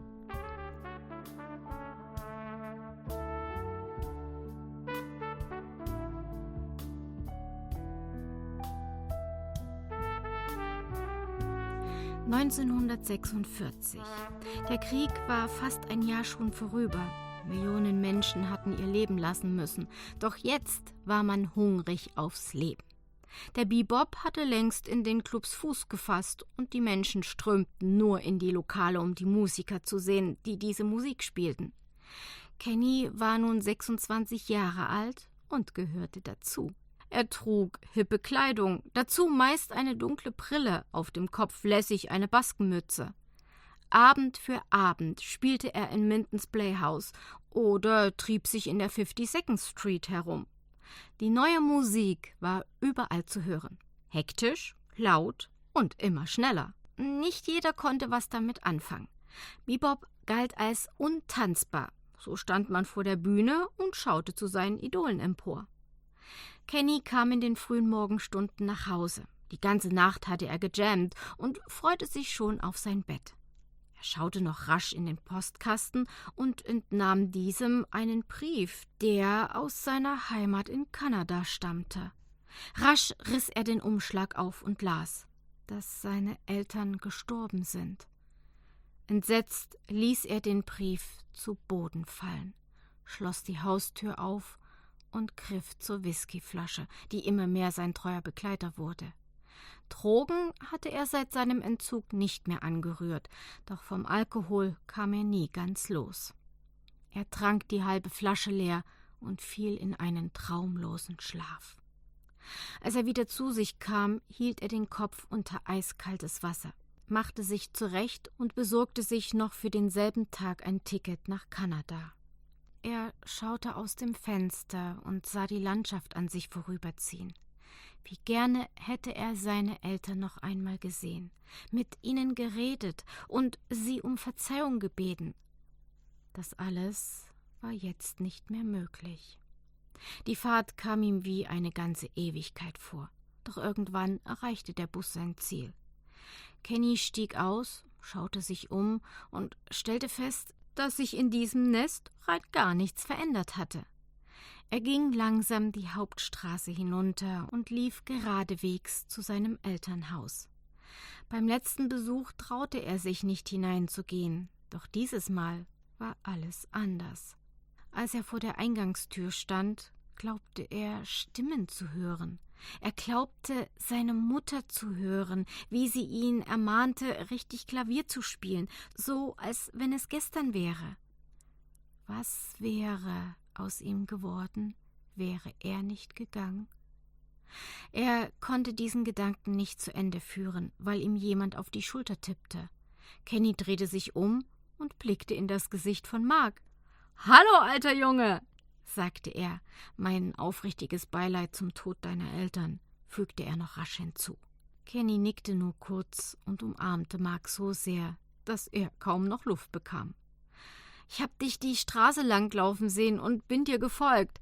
Ich hab den Schlüssel zum Haus, damit du alles erledigen kannst«, sagte er mit ernster Stimme. Die beiden betraten das Haus und es sah beinahe so aus, wie er es vor etlichen Jahren verlassen hatte. Mark erzählte ihm, dass sein Vater schon eine Weile verstorben sei, doch niemand wusste, wo man Kenny erreichen konnte. Seine Mom sei erst vor kurzem gestorben, sagte Mark ihm. Kenny hörte sich alles anteilsnahmslos an und nickte bloß mit dem Kopf. Mark stand auf, legte ihm seine Hand auf die Schulter und sagte: »Ich lass dich jetzt erstmal alleine. Morgen komme ich und helfe dir bei der Hausauflösung.« Dann ging er zur Tür und verschwand. Kenny saß noch eine ganze Weile so da, stand dann auf und ging durch das ganze Haus. So viele Erinnerungen an seine Kindheit kamen in ihm hoch. Er stand in seinem Zimmer und sah sich wie so oft durch das Fenster nach draußen schleichen, wenn er mal wieder Hausarrest hatte. Und in einer Ecke neben seinem Bett standen die Pakete mit seinen Platten, die er seinen Eltern voller Stolz einst schickte. Sie waren ungeöffnet und wurden nie gespielt. Kenny war tief gekränkt. Er nahm die Platten und warf sie wütend an die Wand, wo sie in 1000 Teile zersprang. Er setzte sich in Vaters alten Lehnstuhl, trank 3 Tage durch. Dann stand er auf und verließ sein Elternhaus. Auf Nimmerwiedersehen. Er fuhr zurück nach New York, überließ den Verkauf des Hauses seinem Freund Mark. Er solle ihm irgendwann das Geld schicken, es war ihm nicht mehr wichtig. Er beschloss, sich nur noch auf seine Musik zu konzentrieren, bis sie ihn ruinieren würde. Zurück in New York spielte er Abend für Abend in den angesagtesten Clubs, trank viel und rauchte eine Zigarette nach der anderen. Er nahm öfter mal ein Mädchen mit nach Hause, doch eine feste Beziehung wie einst mit Peggy hatte er keine mehr. Er war ein rastloser Mensch geworden. Oft sah man ihn am Ufer des Hudson Rivers sitzen und gegen den Wind anspielen. Ganz alleine und gedankenverloren, bis der Tag erwachte und er nach Hause schlich, wo er den Tag über schlief, um am Abend wieder zu spielen. Seine Gesundheit war nicht mehr die beste. Magenprobleme machten ihm zu schaffen, und seine Lippen waren arg strapaziert von den vielen Auftritten, so dass er unter Ansatzproblemen litt. Auch quälten ihn seit einiger Zeit Depressionen. Sein Arzt riet ihm dringend dazu, eine längere Pause einzulegen. Kenny beschloss, nach Kalifornien ins State Mental Hospital zu gehen, um dort wieder zu Kräften zu kommen. Er genoss die Zeit dort, spielte in der Hospitalband und züchtete dort Rosen, um die er sich liebevoll kümmerte. Er machte oft lange Spaziergänge, ohne überhaupt mal an seine Musik zu denken. Nach seiner Entlassung ließ er sich in Los Angeles nieder. Er besuchte wieder öfters Clubs und hörte, dass hier eine neue Art Jazz gespielt wurde, viel entspannter als der Bebop. Die Cool-Jazzer sahen ihre Musik als Gegenbewegung zum hektischen Bebop. Kenny gefiel diese Art Jazz. Sie war introvertiert und man betrachtete sie als eine Art Kunst, in der später auch klassische Elemente mit einflossen. Er lernte Musiker wie Chet Baker, Gary Mulligan oder Lee Konitz kennen. Man spielte zusammen und entwickelte immer neue Ideen, um den Jazz interessanter zu machen. Diese unterkühlte Art kam gut bei den Studenten an, und Kenny war auch hier bald ein gefragter Mann. Hier konnte er auch sein lyrisches Spiel unter Beweis stellen, was die Frauen besonders mochten. So dauerte es auch nicht lange, als Kenny eine Einladung aus Paris bekam, zu einem der vielen Jazzfestivals. Zu gerne nahm er dieses Angebot an, wollte er doch immer schon gerne mal nach Europa, um dort den Menschen seine Musik zu präsentieren. Voller Vorfreude bestieg Kenny das Flugzeug, das ihn nach Europa bringen sollte.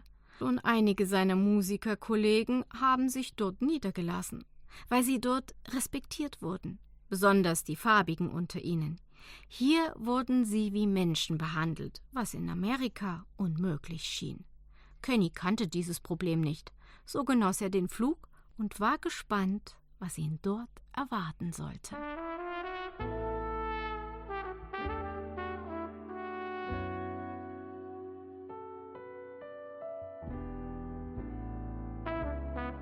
Um Mitternacht landete die Maschine in Paris. Kenny hatte viel geschlafen während des Fluges, schnappte sich sein Gepäck und verließ eiligen Fußes den Flieger.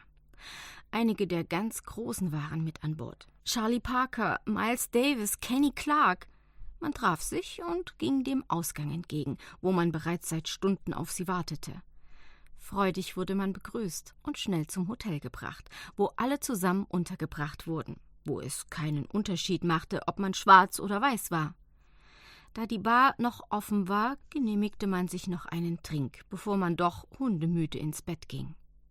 Kenny hatte sich kaum zu Bett begeben, da fiel er auch schon in einen traumlosen, tiefen Schlaf, aus dem ihn das Zimmermädchen ziemlich unsanft weckte. Er sprang aus dem Bett, zog sich an und begab sich rasch ins Restaurant, um sich für den Tag zu stärken. Er bestellte sich ein großes Frühstück und ließ es sich ordentlich schmecken. Ohne es direkt zu bemerken, stand plötzlich eine junge Frau neben ihm. Sie wirkte schüchtern und musste all ihren Mut zusammennehmen, um ihn anzusprechen. »Bonjour, sind Sie Kenny Norton, der berühmte Jazz-Trompeter?« sagte sie in ihrem schlechten Englisch. »Ja«, sagte Kenny und schaute sich die junge Dame aufmerksam an. »Dürfte ich Sie um ein Autogramm bitten?« Kenny zögerte keine Sekunde, griff sich die Serviette und schrieb seinen Namen darauf. »Wie ist Ihr Name?« fragte er. »Ninette«, sagte sie zaghaft. »Darf ich Sie zum Frühstück einladen?« grinste er und bat sie, doch Platz zu nehmen. Ninette war nervös. Sie zögerte erst, doch dann willigte sie ein. Die beiden saßen noch eine ganze Weile zusammen, plauderten über dies und das. Kenny mochte ihr Englisch mit dem französischen Akzent. Er konnte gar nicht aufhören, in ihre strahlend blauen Augen zu blicken. Also stimmte es doch, dachte er im Stillen. Paris ist die Stadt der Liebe. Die Auftritte beim Paris Jazz Festival waren grandios. Die Franzosen waren verrückt nach dieser Musik aus Amerika. All die ganz großen Namen, die man sonst nur von der Schallplatte kannte, waren dort zu erleben. Kenny fühlte sich wie ein Superstar. Überall, wo er hinkam, wurde er von Frauen umlagert, die unbedingt ein Autogramm von ihm wollten. Da ließ er sich natürlich nicht lange bitten und erfüllte geduldig jeden Autogrammwunsch, bis die letzte glücklich von dannen zog. Doch so hübsch auch all diese Mädchen waren, eine ging ihm nicht mehr aus dem Kopf: Ninette. So oft es ging, traf man sich, bummelte durch die Straßen von Paris oder saß in irgendeiner der unzähligen Brasserien und trank Kaffee. Ninette zeigte ihm alle Sehenswürdigkeiten, die es nur gab. Auf dem Eiffelturm genoss er den atemberaubenden Blick über ganz Paris. Wie musste das erst sein am Abend, wenn die Stadt vom Meer der Lichter erleuchtet wird? Für ihn stand eines fest: Hier wollte er sich niederlassen und mit Ninette ein neues Leben beginnen. Ganz besonders hatte es ihm das Künstlerviertel im Stadtteil Montmartre angetan. Dort traf er viele bedeutende Maler, Autoren und Sänger. Man saß zusammen bei so manchem Glas Wein und plauderte über Gott und die Welt. Ninette hatte ihm dort eine kleine Wohnung besorgen können. Dort fühlte er sich wohl. Oft sah man ihn auf dem kleinen Balkon sitzen und Trompete spielen. »Bravo! Bravo, Kenny!« rief man ihm zu, wenn er ein Stück beendet hatte. Er verbeugte sich dann, grinste und verschwand wieder in seiner Wohnung. Er war so zufrieden wie lange nicht mehr in seinem Leben. Von Drogen und übermäßigem Alkoholgenuss wollte er nichts mehr wissen. Rasch hatte er eine kleine Gruppe zusammengestellt und trat so oft es ging in den vielen kleinen Jazzkellern auf. Ninette war stets an seiner Seite und hatte immer ein Auge auf ihn, denn die Mädchen kamen in die Clubs nur, um ihn zu sehen und zu hören. Aber ihre Sorge war völlig unbegründet, denn er hatte nur Augen für sie. Kenny hatte sich gerade bei einem Gläschen Wein gemütlich gemacht und lauschte die neuesten Platten aus Amerika, als Ninette strahlend zur Tür hineinkam. »Kenny«, sagte sie lächelnd und mit leiser Stimme, »ich komme gerade vom Arzt.« Kenny zuckte zusammen. »Es ist doch hoffentlich alles okay?« sagte er mit zitternder Stimme. »Alles gut, mach dir keine Sorgen, aber du wirst bald Vater«, lachte sie. Kenny stand da, mit offenem Mund, wie vom Donner gerührt. Dann löste sich seine Starre und er nahm sie strahlend in den Arm. »Ist das wahr? Ist das wirklich wahr? Wird es ein Junge oder doch ein Mädchen?« Ninette lachte laut. »Mensch, Kenny«, sagte sie, »das kann man doch jetzt noch gar nicht sagen zu diesem Zeitpunkt.« Er hielt sie einfach nur fest, als wolle er sie nie mehr loslassen. »Ninette, du machst mich zum glücklichsten Menschen auf diesem Planeten«, sagte er, und ein paar Tränen kullerten ihm über die Wange.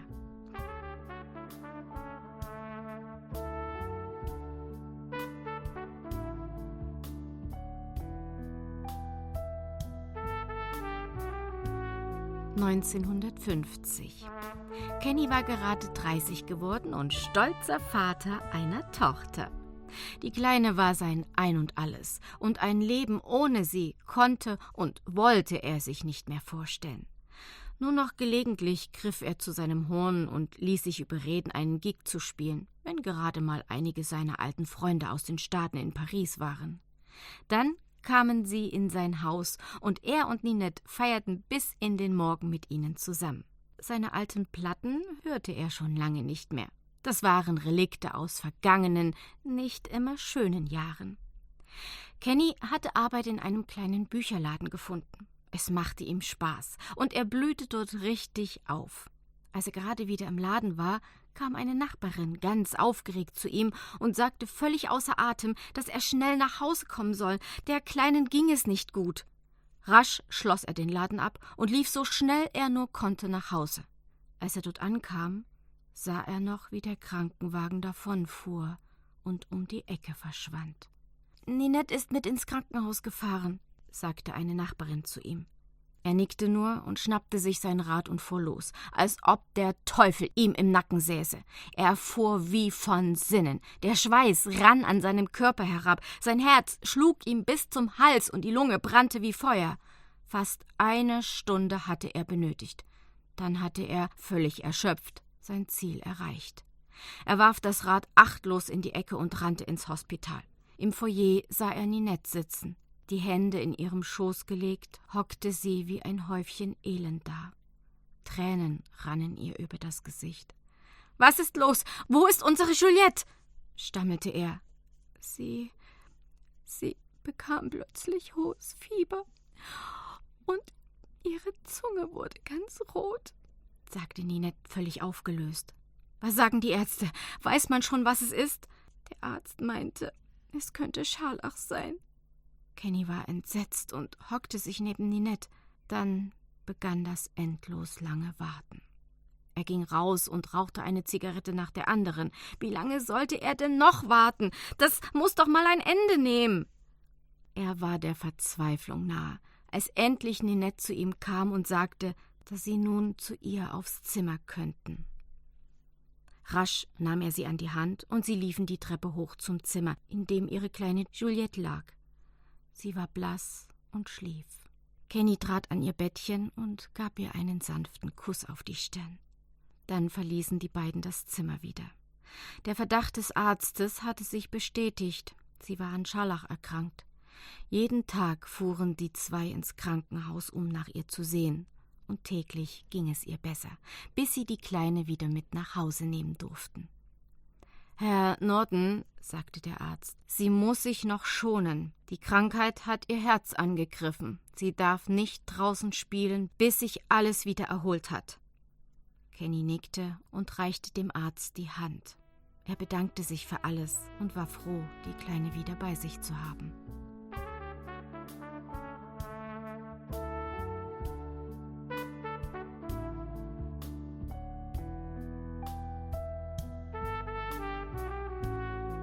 (1951) Kenny hatte wieder damit begonnen, einige Gigs zu spielen.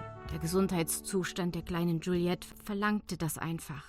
Soweit ging es ihr gut, doch sie kränkelte sehr oft und die teure Medizin konnte er und Ninette sich auf Dauer nicht leisten. Kenny übte emsig, um bald wieder auf dem Stand von früher zu kommen. Sein Klang war warm und gefühlvoll. Er hatte einfach diesen warmen Ton, den sonst niemand außer ihm hatte. Er musste auch nicht lange warten, bis er Anfragen bekam, und er zögerte auch nicht, diese anzunehmen. So schlug er sich recht gut durch und konnte eine Menge Geld zusammenspielen. Ein großer Jazz-Impresario fragte bei ihm an, ob er nicht Lust hätte, eine große Tournee durch die Staaten zu machen. Alle Konzerte würden in großen Hallen stattfinden und ihm eine Menge Geld einbringen. Er würde ihn als den Trompeterstar besonders hervorheben. Kenny musste nicht lange überlegen und sagte zu. Ninette war darüber sehr betrübt. Er war nicht da, wenn was mit der Kleinen sein sollte. Doch Kenny versicherte ihr, dass er sofort zurückkäme, würde es Juliette nicht gut gehen. Es war ein regnerischer Tag, als er sich von Ninette und der Kleinen verabschiedete. Er konnte die ein oder andere Träne nicht unterdrücken. Juliette hatte eine leichte Erkältung und hustete ständig, was ihn ein wenig beunruhigte. Doch er hatte einen Vertrag und den musste er einhalten. So stieg er ins Taxi, was bereits vor dem Haus wartete, und fuhr eiligst zum Flughafen, von wo aus es in die Staaten ging. Es kribbelte schon mächtig in ihm. Lange hatte er nicht mehr drüben gespielt, und er hoffte sehr, dass man ihn dort nicht vergessen hatte. Aber seine Sorge war unbegründet. Bei der Ankunft in New York wurde er stürmisch bejubelt. Er schaffte es gerade noch, vom Flughafengebäude in eins der Taxen zu springen, um sich vor den kreischenden Mädchen in Sicherheit zu bringen. »Willkommen zurück«, lachte der Taxifahrer.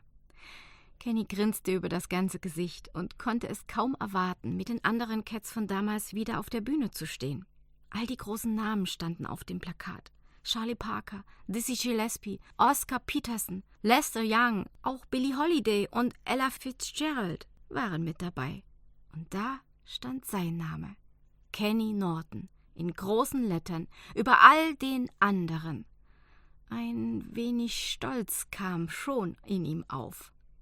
Das erste Konzert fand in der altehrwürdigen Carnegie Hall statt, wo er einst mit Benny Goodman gespielt hatte und sich seine ersten Lorbeeren verdient hatte. Erinnerungen kamen in ihm hoch. Das alles lag schon so lange zurück, obwohl er doch gerade mal 31 Jahre alt war. Wie nicht anders zu erwarten, wurde der Auftritt ein voller Erfolg. Die Halle war ausverkauft und das Publikum tobte vor Begeisterung nach jedem Stück. Kenny lieferte sich heiße Duelle mit Dizzy, dass es keinen mehr auf seinem Sitz hielt. So ging es Abend für Abend. Sie zogen von einer Stadt zur anderen. Bis ihn ein Telegramm von Ninette erreichte. Kenny las die paar Zeilen und brach in Tränen aus. »Mein lieber Mann, komm bitte heim. Juliette ist verstorben. In Liebe, Ninette.« Kenny war wie versteinert und schickte ihr ein Telegramm nach dem anderen, eins verwirrender wie das andere.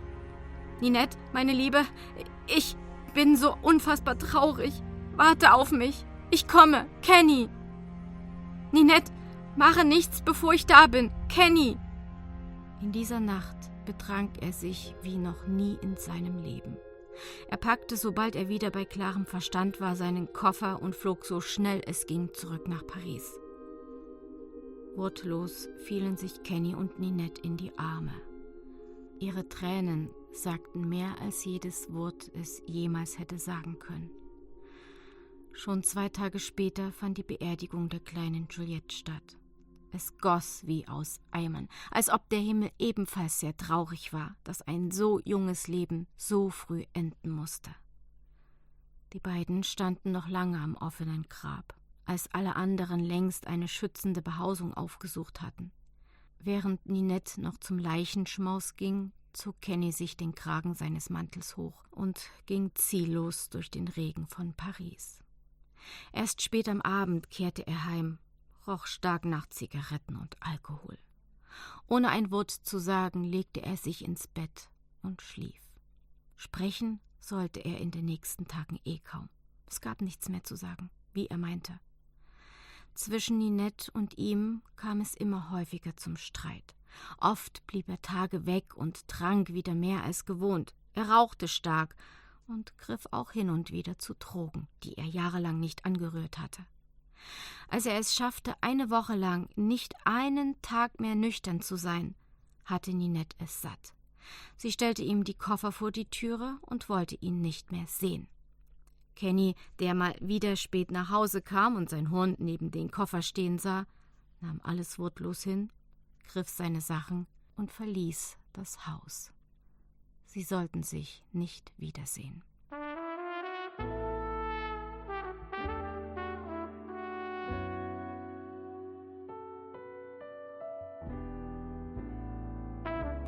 Kenny lebte noch ein Jahr, mehr recht als schlecht, bei einem Musikerkollegen in Paris. Dann beschloss er, Frankreich zu verlassen. Alles hier erinnerte ihn an Juliette, an eine Zeit im Leben, wo er sorglos und glücklich war. Bereits einen Tag später kaufte er sich vom letzten Geld, was er noch besaß, ein Flugticket zurück nach Amerika.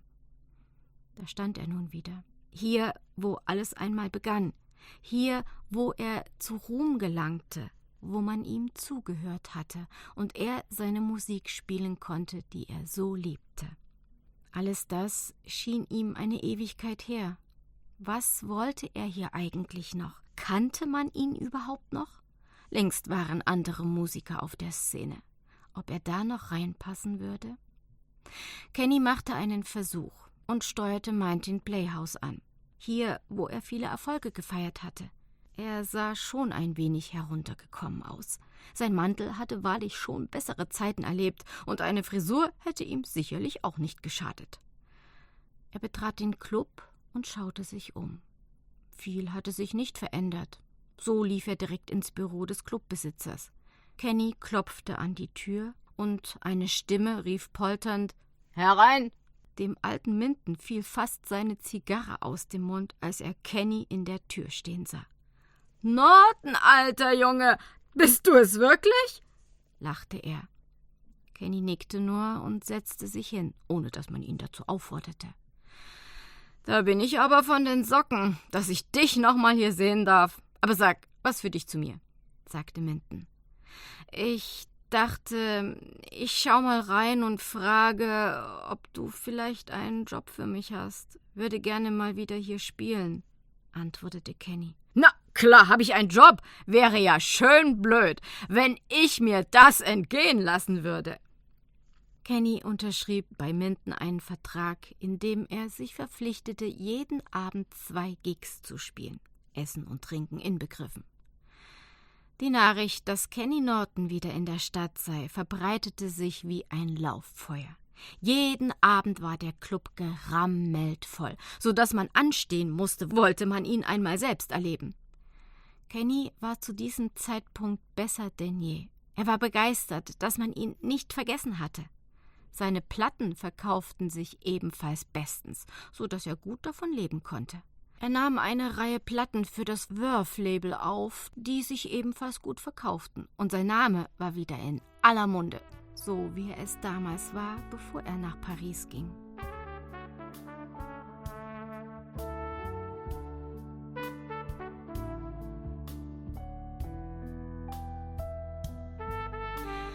(1955) Kenny war 35 Jahre alt.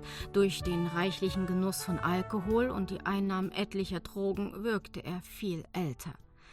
Seine Gesundheit war schwer angeschlagen, und so kam es, dass er öfter mal einen Auftritt in Mintons nicht antreten konnte oder ihn einfach schlichtweg vergaß. Er wurde immer unzuverlässiger und verkam mehr und mehr. Um sich Drogen zu beschaffen, versetzte er sogar sein Horn, was er dann später, wenn er wieder flüssig war, zurückkaufte. 2 Flaschen Whisky am Tag waren bei ihm keine Seltenheit. Und so torkelte er dann auf die Bühne, ließ sein Horn fallen und brachte kaum einen vernünftigen Ton heraus. Irgendwann reichte es dem alten Minton und er feuerte ihn kurzerhand. Auch seine Freunde und Fans zogen sich von ihm zurück. Kenny war am Ende. Das wusste er so gut wie kein anderer. Irgendwie hatte er es immer wieder geschafft, auf die Beine zu kommen, doch dieses Mal konnte und wollte er nicht mehr. Er zog sich von allem zurück, hauste in einer schäbigen Einzimmerwohnung, in der nur ein Tisch, ein Stuhl und ein Bett stand. Dort wurde er nach 2 Monaten, als keine Miete mehr kam, gefunden. Kenny lag regungslos auf seinem Bett. Neben ihm eine leere Flasche Whisky und sein Horn.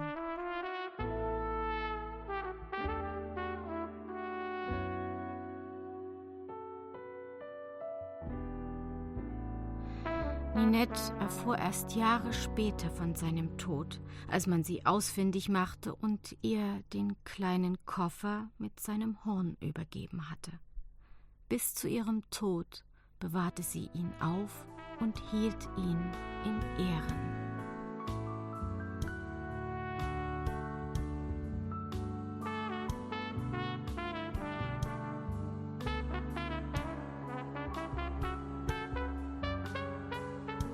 Sie hörten The Man with the Horn, geschrieben von Vanessa Moonlight, gesprochen